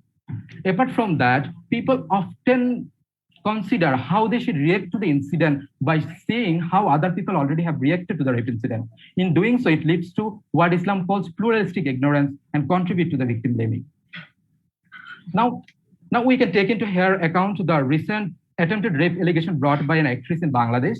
While the 80% of the people in social media blamed her for going to the nightclub despite being women, the creative media tried to put this kind of captions just to draw the attention. Now, when the media has the tendency to put this kind of attention just to draw the public attention, it eventually leads to the victim blaming, and the victim often becomes disinterested in seeking the justice in fear of re-victimizing. Till now, we have talked about how the female rape victims experience secondary victimization throughout the process. Let's now talk about how male rape victims experience trauma and stigma, starting from the society to the criminal justice system. On 2019, a man was gang raped by 10 other men at Gazipur. Later, the perpetrators claimed a ransom and threatened that if the victim failed to do the money, they would post the video online. In fear of being shamed and stigmatized, the man committed suicide. Now, this saddening incident unmasked how the social construction of hegemonic masculinity leads the rape victim to suffer in silence, not to seek the legal recourse, or in extreme cases, commit suicide. The typical assumption about masculinity is that men are the pursuer of sex, not the pursued. Men are the penetrator, not the penetrated. And this eventually leads the victim to suffer in silence because they think if they reveal it, they will be considered as someone who is not being man enough. Regarding the hidden status of male rape cases in Bangladesh, Dr. Chania provided the reason that it is the side effect of the masculinity. They think they are men, and if they reveal that they have been raped by another man, it would become they would face identity crisis. Now, this rape myth acceptance is that real men do not get raped is also not uncommon among the police. After all, police is a social entity, and societal conception about masculinity shapes their understanding when they encounter a male rape victim. And the pervasiveness of rape myth acceptance among the police or the criminal justice system leads the rape victim to be treated by the police in a way what Romney calls worse than offense itself. As a result, and it continues throughout the criminal justice trial process in the form of brutal cross-examination. Last but not least, what often the male rape victims get the responses are non-recognition of their victimization. Society thinks that femininity is the perfect image to fit the idea of victimization. It has been often considered that female are weak, vulnerable. That means they fit the image of victimization. Men are what it takes to be a man, dominant, impenetrable, or tough. And that's why they do not fit the victimization. And that eventually leads the male victim to suffer in silence. And that's why most of the rape cases in Bangladesh remain underreported. Let's now discuss about how the existing legal frameworks sometimes lead the victim to experience secondary victimization. Our criminal laws are written in a way as to make the crime against the state, not the victim. As a result, the victim, especially the rape victims, are often tried through the trial process instead of the accused. Most importantly, existing legal framework does not recognize the mental sufferings of a rape victim and tend to focus on the visible injury in identifying consent, whether consent given or not. For example, a brief analysis of Section 375 of the Penal Code reveals that a rape is an act by a man against a woman when it is done, first of all, against her will and later against her, without her consent. Now, the legal framework does not define what consent is, but by embodying against her will, it basically requires for force standard through the manifestation of bites, resistant mark, physical injuries. In doing so, if most of the cases, it has been revealed that if the victim did not sustain physical injury, it would be often considered that the benefit has given to the accused. Apart from that, Section 155, subsection 4 of the Evidence Act 1872 approves that. Rape victims prior. Arif, you have less than 3 minutes, please.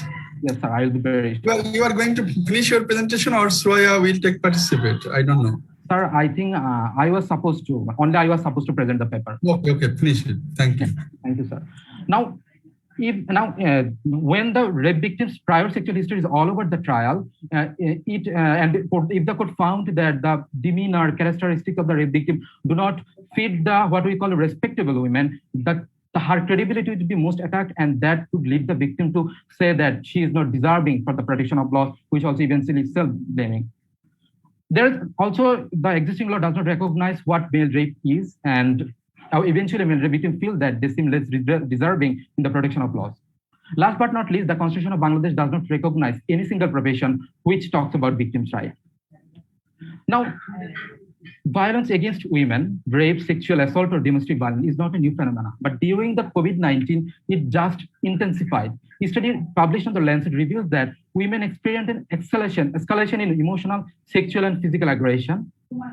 Almost daily, on average, 4 women have been raped every day, and 1,627 rape incidents occurred, while at least 554 women faced domestic violence in 2020. Apart from that, 208 women were getting raped. Now, what makes it worse is that when the victim tried to seek legal help, they could not get any due to the inadequate policy and response of the government, or most of the cases due to the closure of the court. Blast history revealed that non-existing of alternative accessible government shelter intensified the victim distress during the COVID-19. Even who tried to contact the police via helpline, most often it results in not getting any remedy, and the victim could not escape the violence. Amidst the pandemic, what remains continuous is the distrust of the police to the victim. For example, a study conducted by us revealed that police often turned away the victim's complaint and did not provide any assistance. Here we can take the example of an interview of one of the domestic violence victims. She states that she never felt safe reporting the violence because she did not trust the police. Now, if you look closely, it reveals that the victim tend to suffer the violence instead of going to the police. Now, if this is going to continue, and in future, the reporting of the cases remain in the worst form, and throughout the presentation, we tried to focus on how the grave impact of secondary victimization impact on the victim's mental health. Also, it's sometimes underreporting of the cases, and that's eventually led us to say that it is a repression of its own kind, which often, particularly in case of rape, divulges its gender nature. Thank you, everyone. Thank you for listening to us. Thank you so much, Mr. Arifur Rahman and Ms. Suraya Firdaus, for your very nice paper. I think this will be a very burning issue in our society. We have 2 distinguished panelists here. So at first, I would like to invite Dr. Faustina Pereira for her comments about the papers presented by our board speakers. Dr. Faustina Pereira, please. Thank you very much. And I would like to begin. Madam, can your sound is not, it's slow.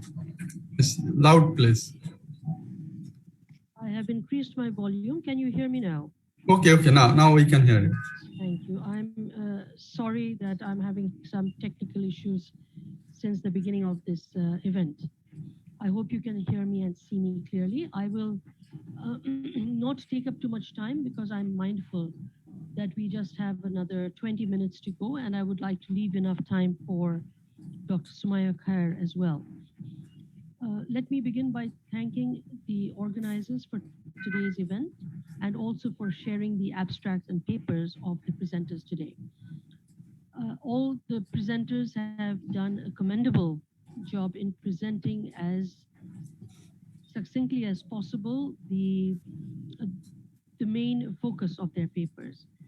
I will limit my observations to what I refer to as broad brush strokes and will not go into the specific details or the micro issues. Tina, can you speak up a little, Yes. please? I can't, quite inaudible, at least from my end.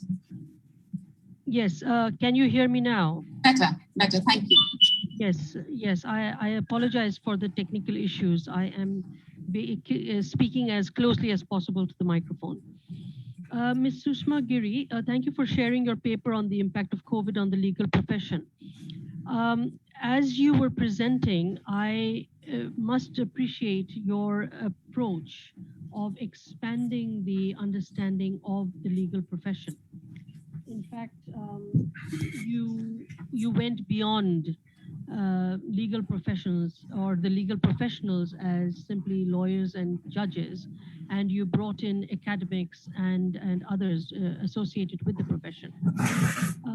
One suggestion I have for you is to more clearly distinguish the profession from the professionals. If you will note, the way you described the actors within the field, the legal field, were primarily legal professionals who are making or gain an income from the practice and application of knowledge of the law, either being licensed to practice or by being in the field of teaching the law or applying the law. I would request that by making this distinction, you also bring in what I call a 360-degree perspective of all professionals and all actors who are directly or indirectly gaining an income or livelihood through the profession law. So for example, this 360-degree approach would also bring in, say, the administrative officers who are associated and are directly dependent on their livelihood through the legal profession. For example, the bench officers. Yeah, there are others as well. For example, in the lower courts, we will be talking about the peshkars, etc. If we are going to make an look at the impact of the pandemic on the legal profession, then these are people who are being directly impacted. You know, at the same time, I would invite you to look at the people who are most directly impacted, not only from a livelihood perspective, but also from a justice perspective. The litigants themselves, who are the direct victims of the closure of the courts and their inaccessibility to the legal profession. So in other words, I'm simply inviting you, it's up to you whether you would take these observations on board or not, but I am simply asking you perhaps to more clearly make a distinction between the profession and the professionals. In other words, the system and the actors within the system, and to look at the impact, the direct impact and the indirect impact on those who make an income from the system and those who are directly victimized because of the COVID impact on the professional on the profession. So thank you very much. As I said, I would leave my comments at a very broad and high level. I would very quickly now go to the presentation made by Mr. Mahdi Masood. Thank you. That was quite enlightening for me. Before I read your abstract and your paper and also listened to your presentation today, I had not necessarily cast my mind to the gig economy. So this was, for me, taking me out of my comfort zone and looking at an aspect of the application of law that I do not necessarily am engaged with on a day-to-day basis. But it was quite interesting for me. And I would maybe challenge you, Mr. Masood, to look a bit more deeply into your paper and to see if you are linking it with the original brief that was given to all the presenters, which is if you are actually linking it to the COVID pandemic and to its impact on the legal field. After all, Mr. Masood, you are presenting this paper upon the invitation of SAILS, which is looking at advanced legal and human rights studies, and also the invitation of the Human Rights and Law Department of the university. In other words, what I'm trying to say is, Are you adequately connecting your topic to the issue of the impact of COVID and human rights? I have noticed in your presentation and also your paper that you have made reference to COVID-19, but I'm afraid it's been a rather passive and passing reference rather than a direct reference. So, for example, I would want to see more clearly if I were a reader who had no idea about the gig economy or the issues of informal economies or franchise, is that what is really the impact of COVID on the gig economy? And what is that impact then on the legal profession or the legal field? Has new jurisprudence emerged? Have lawyers been challenged adequately to look at franchise liability? Have we been able to find innovative ways to overcome franchise flaws? And the franchise flaws, in fact, that you have mentioned are around, for example, lack of legal uniformity. But I would then challenge you to look at whether you're talking about a generic flaw or a flaw that has been exacerbated by COVID-19. If so, then what challenges for innovation emerge for lawyers and those in the legal field, and how can we overcome it? And before I finish up with your paper, Mr. Masood, I would ask you also from a rights-based perspective to take a look again at the particular challenges brought about by the gig economy. For example, yes, you have mentioned the issues of flexibility and risks, and you have tried to balance those. But have you also taken into account the human impact of it? For example, the fact of age. Yes, the gig economy is attracting more young people, but what about people who are being left out then of this economy because of the age? Is there then an ageist agenda or challenge here that can be looked at? Number one. Number two, can we look at the issue of gender? I was looking at some of the figures on this economy, and it seems that men are benefiting more than women. Similarly, men who are coming from a higher educated background or those who have at least finished higher secondary education are benefiting more than women and those who do not have that basic education. So what then is the challenge from a social welfare perspective? Yeah, and what do lawyers have to say to that and bring in a more rights-based perspective? So thank you. I left it at very broad analysis, and I hope you will find perhaps a point or two to take from there. Thank you. Mr. Raghib Chaudhry, again, thank you very much for your paper. I actually found it fascinating, not only because of its timeliness, but also I think you've been very, very ambitious in taking on, the domestic legal framework and expanding it to the regional and also international human rights framework. I think you have taken on quite an ambitious balancing act. I would suggest perhaps you keep your appetite for ambition. I would challenge you to say whether this scenario is not challenging the jurisprudence to even look at the whole idea of what is a state. This global pandemic, because it is borderless and because it does not respect the traditional understanding of the state and international human rights regime, it is in fact challenging what it is to be a citizen within a state. And if, in fact, it is encouraging us to look at or turn this whole notion of statelessness on its very head. So I was thinking actually of going back to the basics. Let's say Article 1 of the Montevideo Convention of 1933 and look at what it even means to be, what it means in terms of inviolability of state border.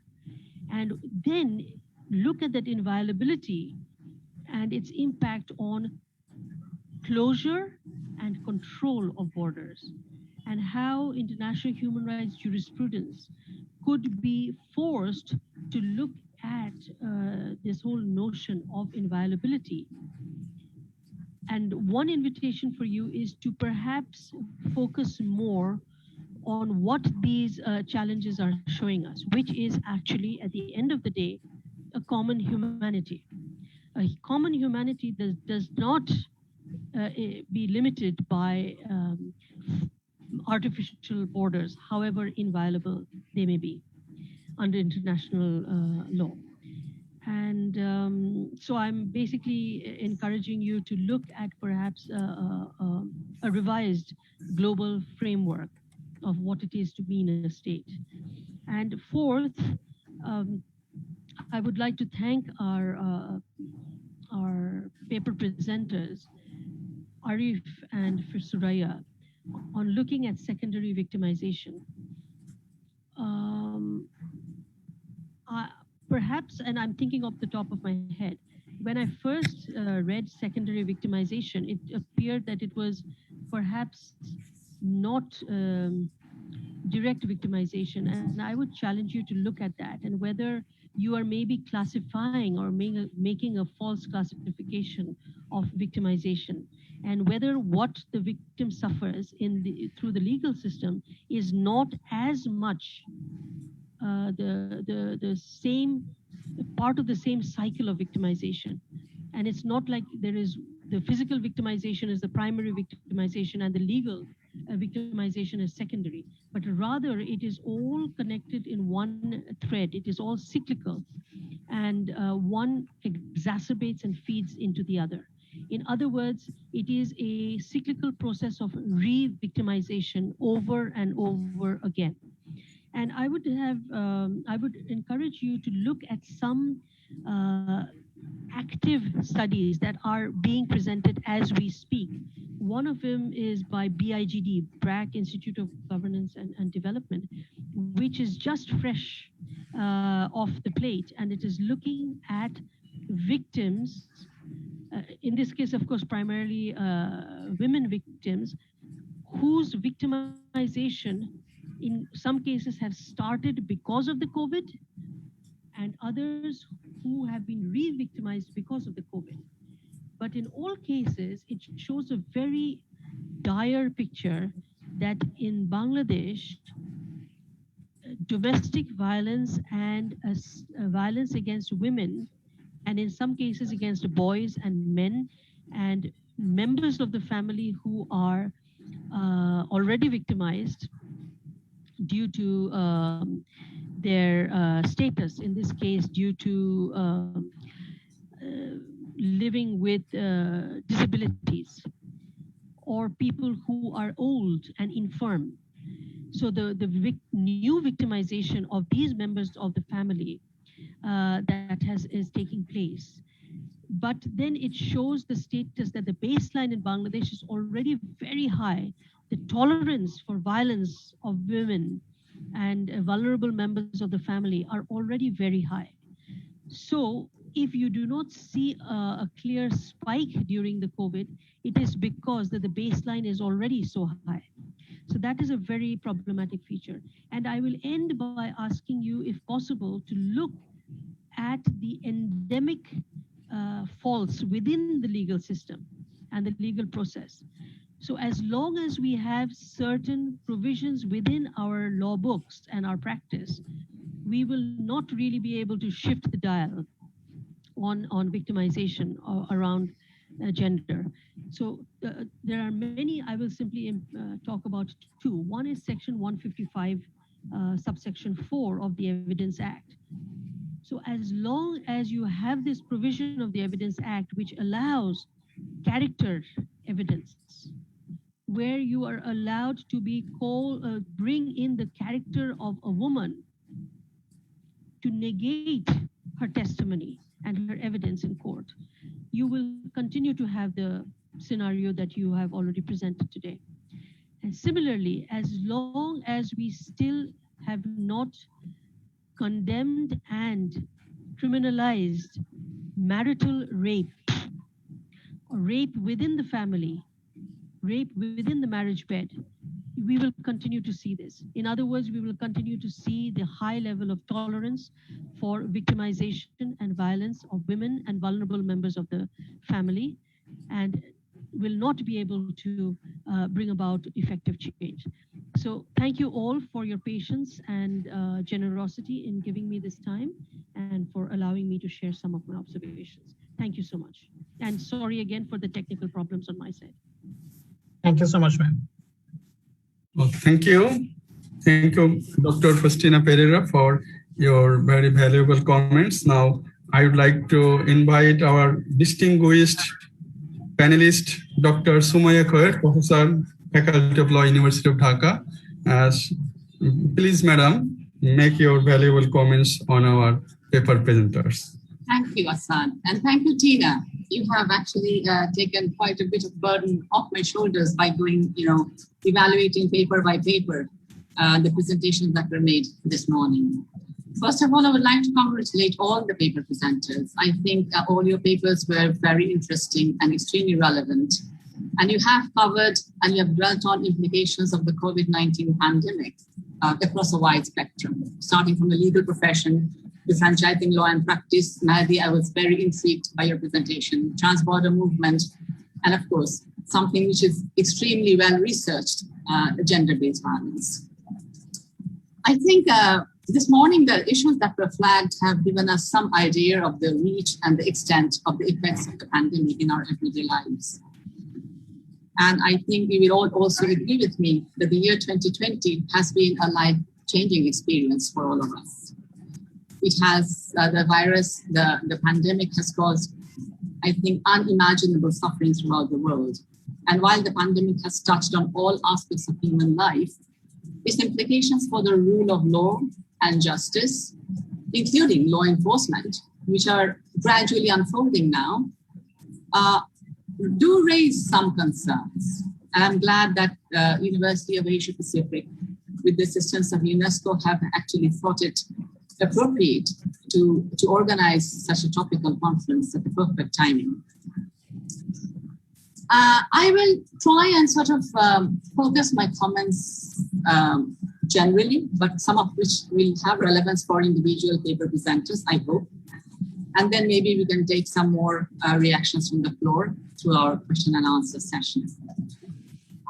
You will agree with me, I believe, that the world was totally unprepared for this catastrophe. As a result of which the governments resorted to knee-jerk and mostly uncoordinated policy reactions, mostly in their attempts to contain the spread of the virus. These included, as you mentioned, amongst other things, the expanded role of the police on enforcing lockdowns and curfews, the disproportionate use of force to ensure compliance with emergency health regulations and directives, and of course, the way they handled the public at large, and also the way the public reacted in complying with the health directives. I mean, this is like a mixed package.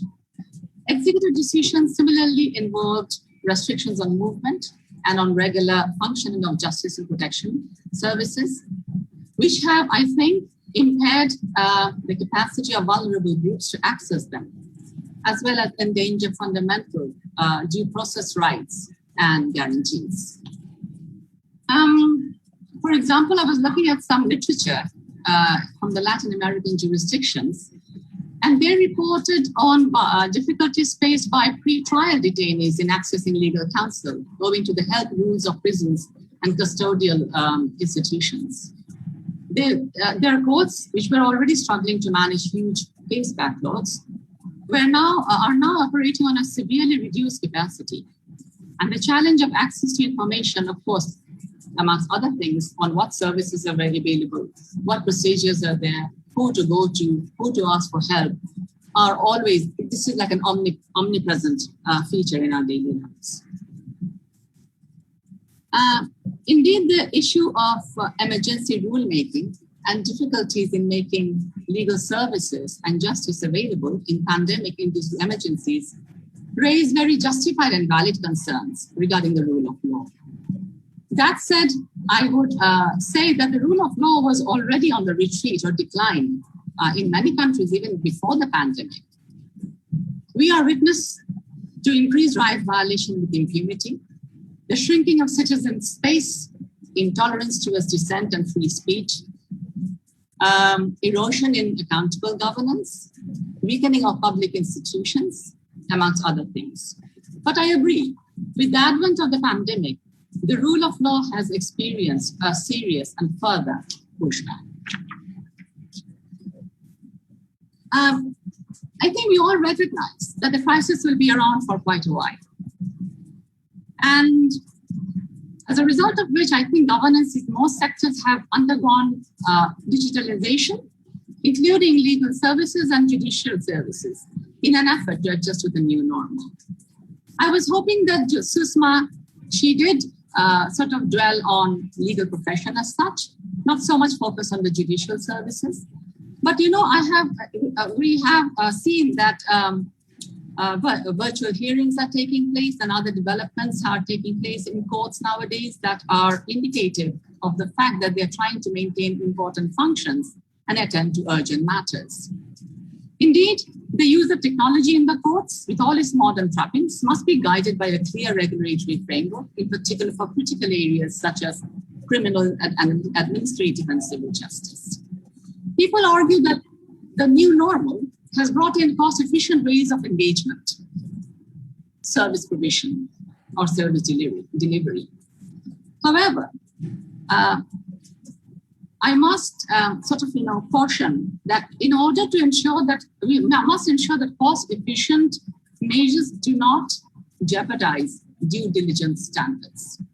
For example, I know I have friends in the judiciary.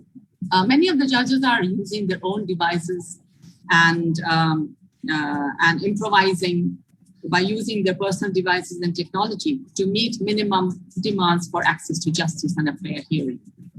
Now, this may well raise questions about the right to privacy, about whether the personal data security is in place, not to mention fair trial standards. Again, during the pandemic, we have heard from all the paper presenters that there has been restrictions on mobility. Restrictions on mobility affect how people access courts and legal services and other public institutions. This may, over time, whether we like it or not, present a false perception about people's justice needs and justice-seeking behavior. Besides, the burden on human resources and the fact that human resource needs of public institutions, including the courts, are either being put on hold or are being met partially as alternative strategies are being explored and tested until the services become fully digitized. So these will create more backlog, more burden in an already overburdened system. And I was hoping that, Susma's paper would cover a lot of these aspects as well. But of course, you can do so much in one paper. There's plenty of opportunity for your next paper. With Madhi's presentation, I was very intrigued, Madhi, because yes, we take everything so much for granted, this platform economy regimes. And I believe you talked about franchising law and protection of service providers, but a lot of your presentations and your ideas also cover many aspects of, I think, tort law, partnership law, contract law, employment law, and what have you. So basically, we're looking at a wide gamut of existing laws and maybe some futuristic law or legal regime that would actually address the problem that you have so, ingeniously planned. But I was wondering whether, there is an opportunity for us to actually look at huge transformation in our work-life modality. Like we have been working from home, most of us, for the last 1.5 years. And this is a whole new experience. You know, I, for one, for at the beginning of 2020, I was very happy because I wouldn't have to battle the traffic jam of Dhaka. And I would be sitting, you know, in the comfort of my home and, you know, work. But I am completely fed up now because I'm working all the time. And, you know, my friends and colleagues and professionals are actually complaining. They are working harder and for longer hours and without any additional compensation or benefits. So, you know, time probably has come that this requires a closer scrutiny and review of the employment arrangements and laws and policies and practices in the run-up to developing necessary protocols for managing service contracts during emergencies. Raghib's paper was impressive, Raghib. I was very happy with the paper. And you've talked about the serious impact on cross-border travel ban, which is obviously a manifest from the border closures and detentions on arrival, and stringent and quarantine measures and so on. I believe with the exception of a couple of or some countries, like Ecuador and Australia, like you've mentioned, many countries were found actually struggling with uncoordinated, quote unquote, efforts to restrict trans-border movement. Again, this was like a knee-jerk reaction.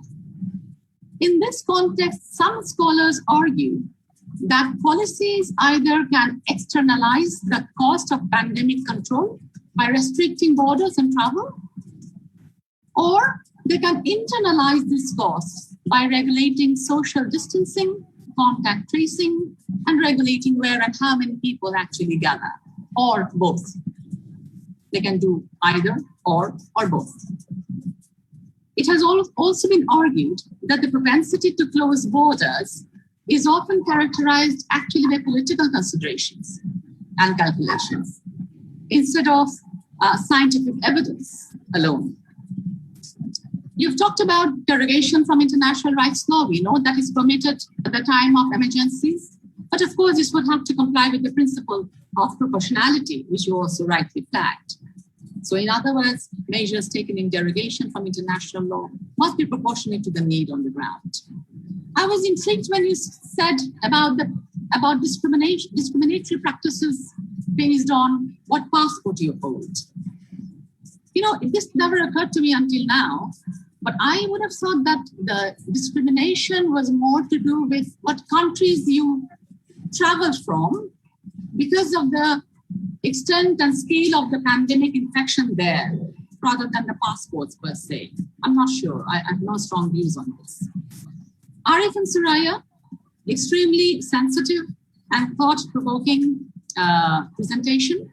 I was hoping to hear more about why you think that the COVID pandemic has triggered an escalation in violence against women. That was a bit lacking in your paper. But, you know, we all know that trivialization of violence against women and women, for that matter, is the norm and not an exception. But I'm happy that you people have actually thought it appropriate to bring to this domain the issue of male rape. This is like a hush-hush issue, something not to be discussed because of all the masculinities and what have you. But I think this is extremely topical. But side by side, I think that with the inception of the pandemic, the struggle for scarce resources and the sheer unpredictability of the situation have led to a rise in violence generally, and against women in particular. We have found media reports, research reports on how vulnerable groups are experiencing persecution and harassment in more intense ways. Often, mind you, perpetrated by the police in the name or on the pretext of pandemic security. So in this backdrop, I would suggest that it's imperative that all regulations adopted through a fast-track procedure are subjected to a careful post-implementation scrutiny and review so that access to justice remains enabled even in the crisis context. In the longer term, the pandemic, as any crisis, may also offer opportunities, and we have gauged that from the number of presentations that have been made. We can look at the criminal justice sector, for example. We could assess the impact of measures and responses to the pandemic and the kind of impact is having on state budgets, on communities, on institutionalization processes. And I believe if addressed properly and planned smartly, pandemic time lessons, in particular the narrowing of the digital divide, could potentially make legal systems, justice systems, as you may say, more accessible and efficient, including more remote areas, increased legal representation and the participation of witnesses, clear backlogs, and reduced pre-trial detentions. A caveat, however, is central to this is legal certainty, transparency in decision-making, clarity in communication, and of course, coordination in strategizing, which I think is seriously lacking, at least in the Bangladesh context. And finally, indeed, there is no perfect legislative or policy response to a pandemic of this scale. There are, however, good practices and principles which can guide action and lead to a more holistic, effective, realistic, and humane rule of law regime during emergencies. Thank you, everyone, for bearing with me, and thank you, UAB, for inviting me this morning. Stay safe. Thank you very much, ma'am. Thank you so much. Thank you, Professor Sumaya Khair, for your very valuable speech and remarks to our paper presenters. Now this is the time for question and answer session. The forum is now open. I would like to invite the audience to make your question. Please introduce yourself and please also indicate the presenter from whom you are seeking your answer. So the forum is open now. Any question? I hope many of you are still enthusiastic to make some question. Or you are tired, I don't know. So let us. Asad, can I ask one question? Yes, please. Yes, ma'am. Why not? It's not a question, it's an observation. I noticed that. Let us start some discussion as well. Open discussion. Okay. I was very. It's interesting that when you showed that video clip where the interviewer was interacting with the police officers, I don't know if you have noticed the interviewer was actually covering her head. Now, I don't know whether she does it normally or whether she actually did it for the purpose of interviewing the police. May I attempt to answer your question, ma'am? Yes. Yeah, ma'am, the video was actually interesting. The video covers almost 40 minutes. In this interview, when the female journalist, after this interview in the car, went to the police station, she asked the police officer, should I cover more to prevent myself from the rape cases?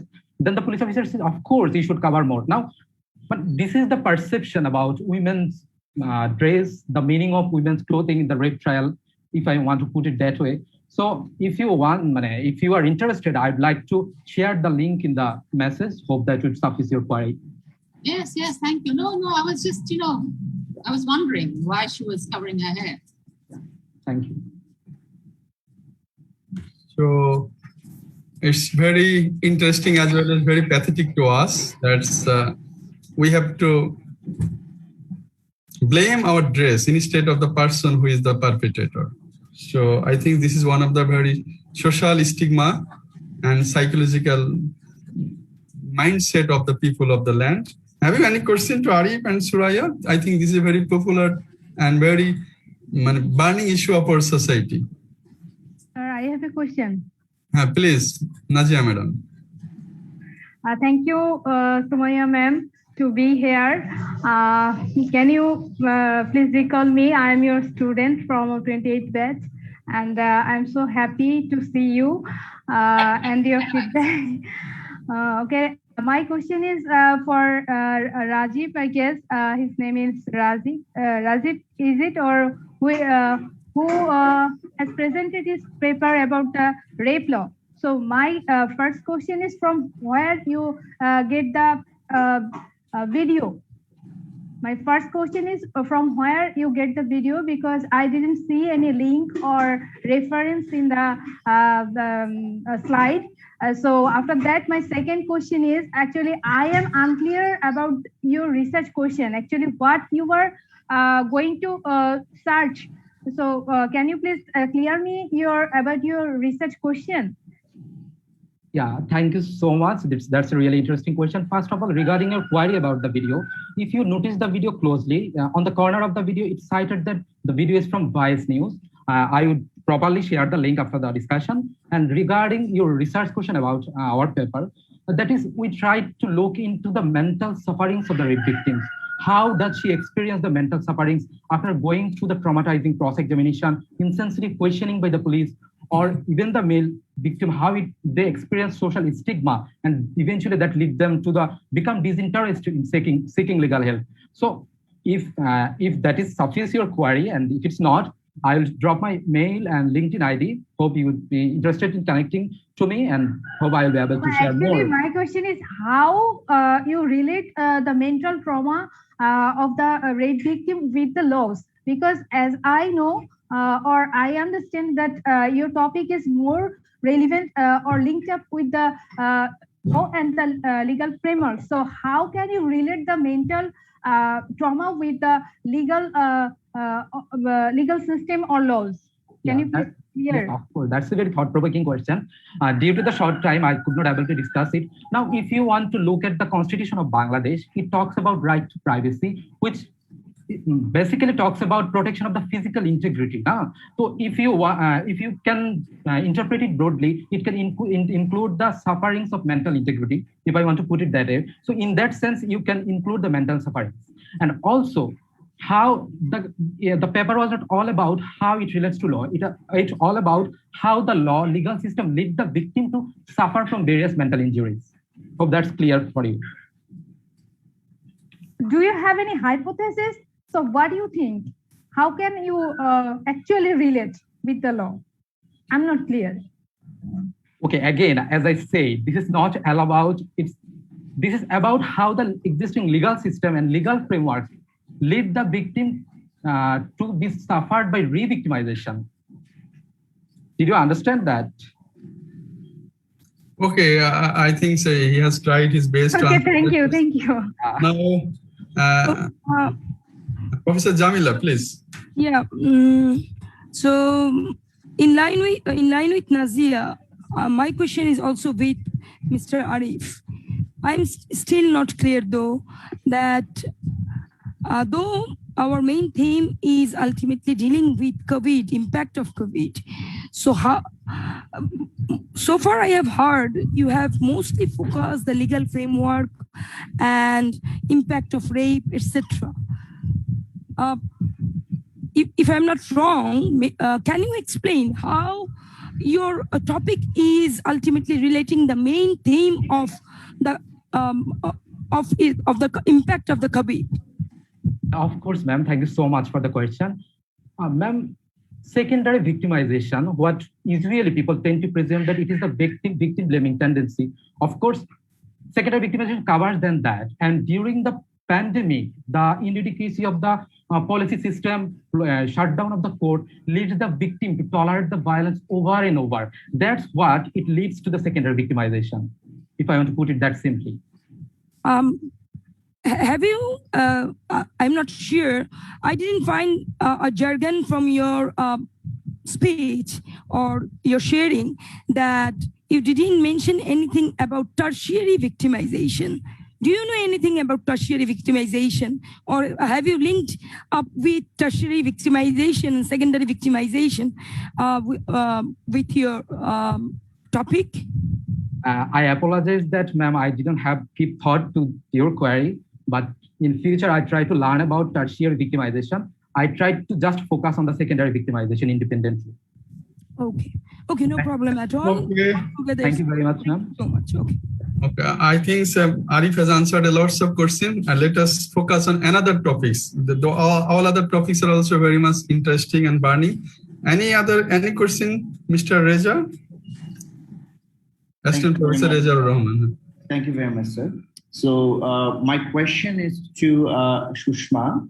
So Shushma, that was a very interesting, topic you have worked on, and of course, within a very short period of time, we have to cover such a big scope. I'm just interested to know that whether you, in terms of what to do to make the situation better for the legal professions. So have you considered, exploring the other, constituents, other jurisdictions in terms of how to tackle this situation? Something that, you can adopt in Nepal. Have you considered doing that? That was my question. And if so, what are the, countries you are looking into? If you actually think that this is something you can think about. So that's the question to Shushma. Yeah. Thank you. Okay, thank you. Ms. Shushma, please. Thank you, sir. Thank you for the question. So yeah, I was thinking about incorporating this part in my paper too, but it already reached beyond the limitation. So all this online hearing system that we recently adopted was a practice that was introduced in India. So we kind of adopted from India and also from Bangladesh. Bangladesh has also started online hearing, as far as I know. And even India has started the online hearing. So the Supreme Court of Nepal has, in this second wave of coronavirus, started conducting the online hearing. And recently, it's been just 10 days that High Court Patan has also started hearing the case online. However, it is not as effective as it is expected to. So for making it more effective, we're still figuring out and navigating the things that works in a better manner. I hope I answered your question. Or yeah, of course. Just one, supplementary question. So that, what do you think? You're saying that it has not been that effective. So what do you think? Whether you consider thinking of what could be more effective way of doing it? And that's one question. And last question to you would be that. Is this sort of adaptations of online system for adjudication would continue after pandemic, or is just sort of makeshift thing to just cover go through this situation? Yeah, just few thoughts from your perspective. Thank you. Yeah, considering these aspects, I had few conversations with judges of the Supreme Court and also the judges of High Court. So even the judges, they are saying like we're still figuring out what works better. So this talking about the online case hearing, it's more a technical term.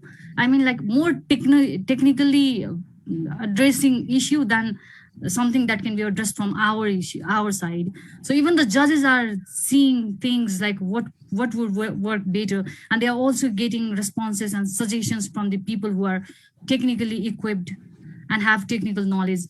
And about the continuation of this online hearing, so it's uncertain, sir. So it's not certain like if it goes on, even if the corona lockdown overs or not. But then I think this will be a supplementary hearing, like earlier in the inauguration session, somebody said in India. So few cases are being heard online and few cases are being heard physically. So I think there is this chance of following this, adopting this both the system, but then we're still navigating the better option. Okay, thank you, Shushma. Any other question to her? Again, Professor Jamila, please. It is Professor Jamila. Perhaps it would be my last question. I will not bother any much. No, you are encouraged to ask questions, please. I am very much happy with, in fact, Raghib's approach and Raghib's presentation, as well as Mr. Masood's presentation. However, again, the question I'm asking to those students or those presenters, in fact, to whom I have some queries. That's why this time my question is to Miss is it Sushma Giri? Are you okay, Sushma? Okay, my particular question is, you have brought, generally your Bar Council Act has defined professional means very narrowly defined, that only advocates and senior advocates. However, you have defined it very broadly. You have broadly defined the legal professionals, but I didn't hear about the online arbitration or online hearing or ODR, but while you discussing about your virtual hearing, have you ultimately made up any linkage with ODR with virtual arbitration, mediation, or virtual hearing? Ma'am, if I get your question correctly, is it that you are asking me about the online court proceeding as well as online arbitration, mediation? This is also part of dispute resolution process. Yeah. So so Nepal, NEPCA. I just forgot the Nepal Council of Arbitration. I'm sorry, NEPCA. Okay. So there is an organization that holds arbitration in Nepal. So my mistake that I did not consult with any of the members of NEPCA, and I did not even think of arbitration as an alternative means of dispute resolution. In terms of arbitration, I missed this part. And in terms of mediation, I think so the court has to give order to the cases and to the parties of the case to go for a mediation. And only so since the court is hearing only limited numbers of cases at this time, so these are also on hold. These mediation things are also on hold. So mediation is not in the mediation are not being conducted online. Arbitration, in terms of arbitration, I need to get information, and then only I think I'll be able to. Perhaps you are not in the right track at this point. You are saying that mediation cannot be done online. It can be done online. It can be done online, but it cannot be done without the permission of the court. The court has to order for this, and the cases that can be resolved through mediation are not being heard at this point. That is why the mediation are not being able to being heard online. That's my point. But my point is that, don't you think that during this pandemic, which is the core theme of our today's conference, during this pandemic, these ODR, that means online dispute resolution, is a very essential mode to ultimately give access to justice to all?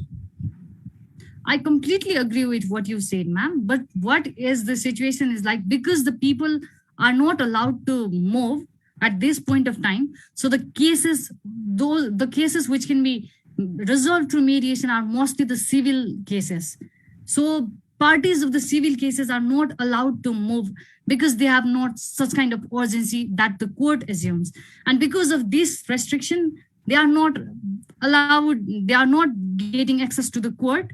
And because of which all these cases are at halt. But this is something which we need to consider upon, and I think the judiciary of Nepal should look upon it and then start doing something to start mediating the cases from online. Okay. I think, Sushma, actually mediation arbitration is not part of judicial dispute settlement mechanism. It is beyond judicial dispute settlement mechanism. So intervention of judiciary should be limited, or a complete absence in the case of dispute settlement by means of mediation and arbitration. Number one thing.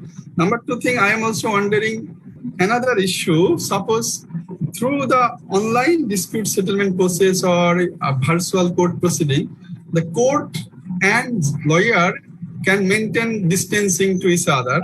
But how a litigant, I mean party to the suit or an accused, he has to meet with his lawyer. How the lawyer and his client will maintain distance through this procedure?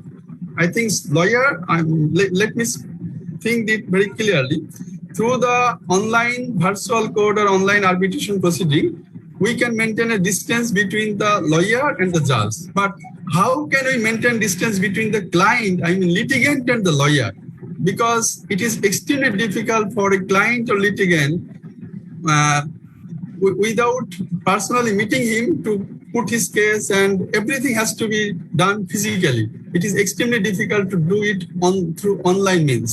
So I think there is a practical barrier to keep distance between the relationship between lawyer and his clients. Have you think over the matter? And Professor Jamila can also put some question on this regard or make some remarks and observations. No, thank you so much. One second of Asad's time. I am attracting the attention of the moderator, please. Okay, madam. Please. I have another meeting that I need to attend, so I need to log off now, if you don't mind. Is that all right? Apologies, everyone. No problem, madam. You have made a very valuable contribution to us. Thank you so much. Okay, thank you, madam. Stay safe. Assalamu alaikum, madam. See you again, inshallah. Masood, do you want to say something? Yeah, if I may, I'll take some time to make some few addresses that you have made. Yes. Sure. So, in a nutshell, the thing is that you have the observation that you have put forward is that a lot of my solutions that have been put forward in my paper are mostly either contract law based or tort law based. So the thing is that when we are navigating through business law and especially in particular franchise law, a lot of it, in regards to liability regime, a lot of it is borrowed from contract law and tort law, because I have seen it in my another interest area, that's international transport law. I have seen things like willful misconduct and negligence, even gross negligence, that have been borrowed from tort liability regime to the international transport law regime, and these are embedded in international conventions as well. So that was one thing that I wanted to address. And in terms of the legal uniformity, yes, you are right that when you observe that these are borrowed ideas from other legal regimes, that's what I actually refer to when I say that the biggest flaw of the franchise legal regime is that it is not uniform and harmonized. Mainly because the primary reason is that franchise as a legal regime considers franchisor and franchisee both being sophisticated enough to bargain their own contracts. And on the basis of the generic, quote unquote, generic scope, on the basis of the generic scope of the franchise model, I have started, when I look at the platform economy model, I see some, my other colleagues or my other scholars or scholar friends and mentors would see it as an employment law or employee relationship. But when I look at it, I find it as a franchise legal regime, which actually benefits both the parties in the system. I hope that that suffices your observation for now. I hope I could. No, thank you. Enriched. Thank you, Madhu. Okay, thank you, Madhu, and thank you, Sumaya, madam. Thank you. Stay safe, everyone. Thank you so much. Now, this is the time of Shushma to make it clear, please. Yeah. So getting back to your first question, so I think we have some kind of misunderstanding about the mediation based on the system that we follow in Bangladesh and Nepal. So what happens in Nepal? What happens in Nepal is that, so if any case is filed by a plaintiff, then the rejoinder is submitted by the defendant. And then based upon the plaintiff and based upon the plaint and the rejoinder submitted by the parties, if the bench believes that the case can be resolved through the mediation, then the bench will give an order to resolve the case through the mediation process. And then if it is resolved through the mediation, then it again come back to the bench and then disposed of in that manner. So in context of Nepal, regulated mediation. It is not, that means you are saying that the process is almost same in Bangladesh. The difference is that in Bangladesh, it is mandatory. It not depends upon the discretion of the judges, whether they will ultimately send it to mediation or not. It's compulsory for the judges. It's mandatory mediation that judges shall ultimately submitted to the mediation. And it depends on the parties and their pleaders that whether they will do the mediation within the premise of the court or outside the court. It depends on the parties and their pleaders. But generally, the difference so far I understood from you is system is almost same, but Bangladesh is following a mandatory mediation system in the court premise in all aspects, civil, monetary, commercial, money loan courts, etc. Whereas in Nepal, it is not mandatory, just like Bangladesh. It is voluntary, depending on the discretion upon the judges. So yeah, ma'am. So there is also the list of the cases that can be sent to the mediation in Nepal. Howsoever, the nature of the case, the stage of the case process, and the parties' will of the parties also the determining factor to send it to the mediation or not. That's also okay. There might have some distinction between jurisdiction to jurisdiction. Yes, sir. I'm very sorry. I forgot your second. No problem. No problem. That's why we are here to discuss various aspects. Obviously, it's a good presentation. Thank you, Shushma. Okay, thank you. Now, I think we should now discuss on the platform economy. This is one of the very emerging sector. We know this is the time of fourth industrial revolution. That is the digital transformation of life, of our work. So our business is also going to be transformed digitally. So platform economy is emerging, and it is because of the COVID-19. This has become fastest growing of emerging sector. So in platform economy, a good number of laws are involved, as we mentioned. Mr. Masood, since this is a business which is beyond border, there is no border, this is the borderless transaction. Do you think this law should be in international nature rather than domestic in nature? So there must be a uniformity of the rules and regulations, so that if there is different law in different countries, then it is very difficult to harmonize. So which organization or which body should take the role to harmonize the law relating to this platform economy regulation? Can you please explain?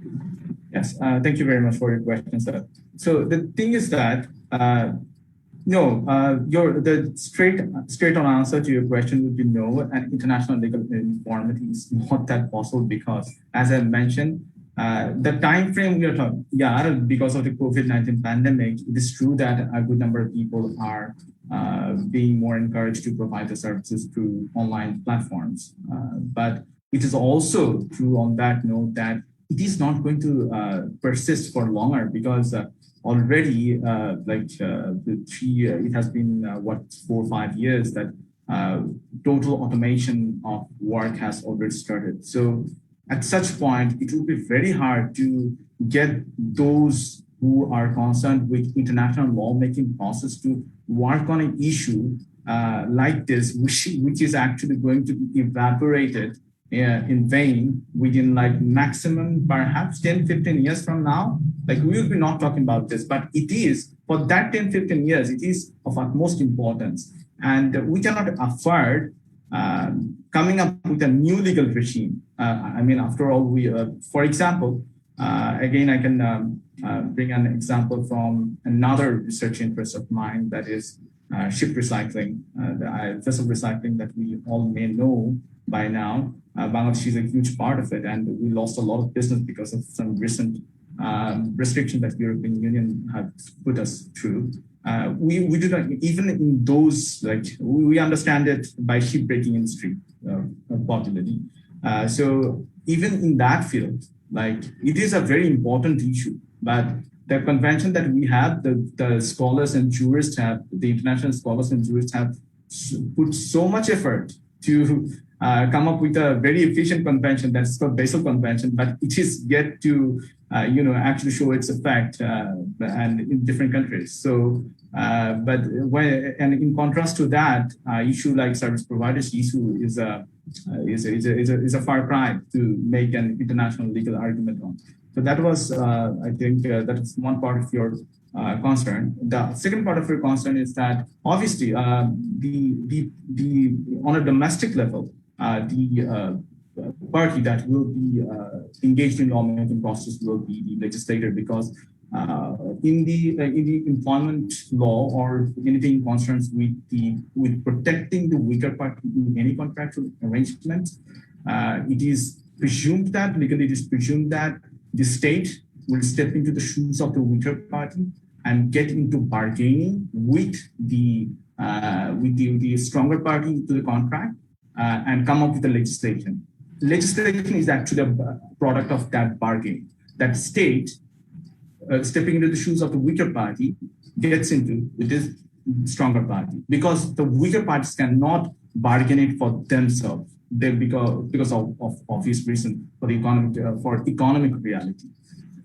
So yeah, I think I was able to respond to your two questions. I think you have answered.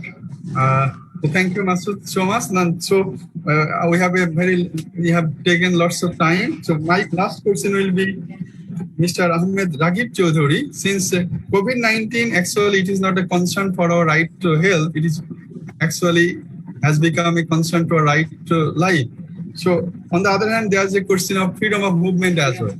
So it's travel restrictions which can be imposed because to save our life. Don't you think to some extent it can be legalized or rational to restrict freedom of movement on this aspect? Would you please explain these three things, right to life, right to health, and freedom of movement? Thank you very much.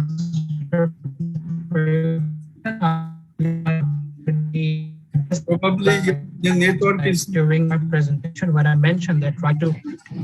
Am I audible now? You're audible, though it is interrupted. Please go ahead. Okay. I mentioned previously in my presentation regarding the right to life and right to health aspects by saying that right to life is a prerequisite for all other rights, which also includes right to health. And regarding the right to freedom of movement, travel restrictions, yes, they can be imposed. First of all, as WHO has already mentioned, they have to be imposed at an early stage. Now, states which imposed wholesale travel bans only did so after cases were already reported in their territories, not before they were coming in. So, for example, USA imposed travel restrictions or bans incoming from Europe only after cases were reported in the USA. Whereas, for instance, in certain US states, persons were getting infected and becoming positive with COVID-19 who have no history of prior travel. So, which explains that the infection had already spread in the USA only before they imposed the travel bans. Therefore, if states had imposed travel bans or not travel bans, but travel restrictions at an early stage of the pandemic, keeping in mind the less restrictive measures, which means that they should not have pushed back the incoming people rather than use the isolation and quarantining methods as previously mentioned, then those travel restrictions would have been within their international legal obligations and international human rights framework. I hope that answers your query. Okay. Thank you. We have taken enough time. Thank you very much. Thank you, our distinguished panelists. So I'd like to make some few addresses like on 3 points. Okay, please, as short as possible. Please. Yeah, obviously. So the first point is that I think our first honorable panelist has put out this whether there is an age issue and age is a problem. To that, I would say that no, it is not a problem. I have seen in Bangladesh a lot of elderly people are providing ride-sharing services and also in. Sorry. Officer Jamila, would you like to say something? No. It is accidentally. No, okay, Masood, finish it, please. So yeah, so that was the thing, and yes, gender is an issue because I think gender is an issue all through to many places, even in the West as well, and that's it. And the third issue that I would like to put forward is the second issue that I would like to put forward is that I think that was Professor Khaid has pointed out this whether she has gone to a broader perspective when ma'am was talking about work-related problems, quote-unquote work-related, employment-related problem. My topic is not quite concerned with the employment law. It is much more, in fact, on a basis of legal research, I'm actually opposed to applying employment law into the whole scenario. So these were the two things that I wanted to address. Thank you. Okay, thank you so much. Asad, this is a very short question to Raghib, since I'm very interested about the topic. Shortest question, shortest answer, please. Okay, I already said it will be a very shortest question, so don't be afraid of it will be a longer one. Okay, so Raghib, you have in your topic you have addressed right to health as well as right to life, but one is ultimately dealt with by ICCPR and one is dealt with by ESCR.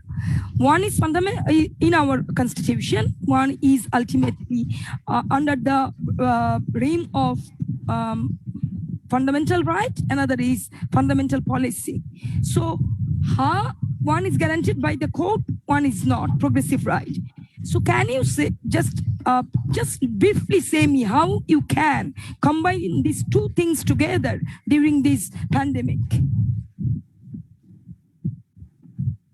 Thank you so much for your question, ma'am. Am I audible?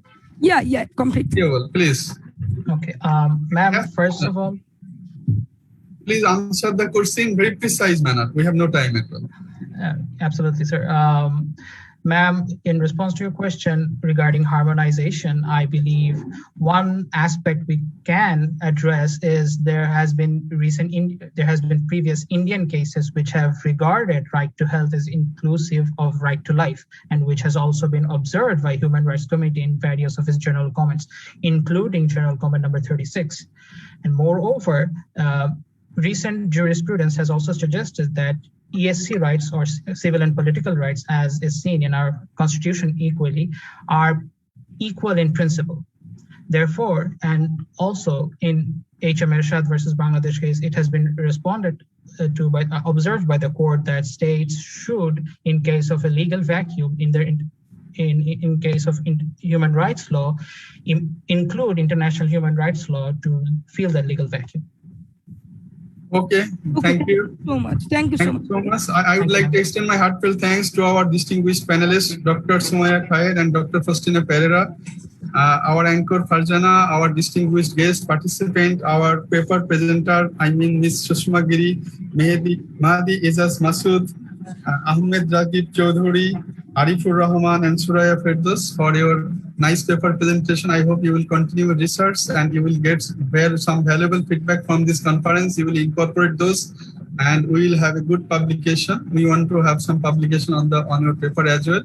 And thank you, the organizer. I think we have another session of this day. I request you all and invite all to attend in our subsequent sessions as well to our conference. And I obviously, lastly, I also thanks to all members of audience and participants. With these words, I want to conclude this session. Thank you so much. Thank you so much, Mr. Moderator. Thank you very much. Thank you very much. Thank you very much. When will the second session start? It will start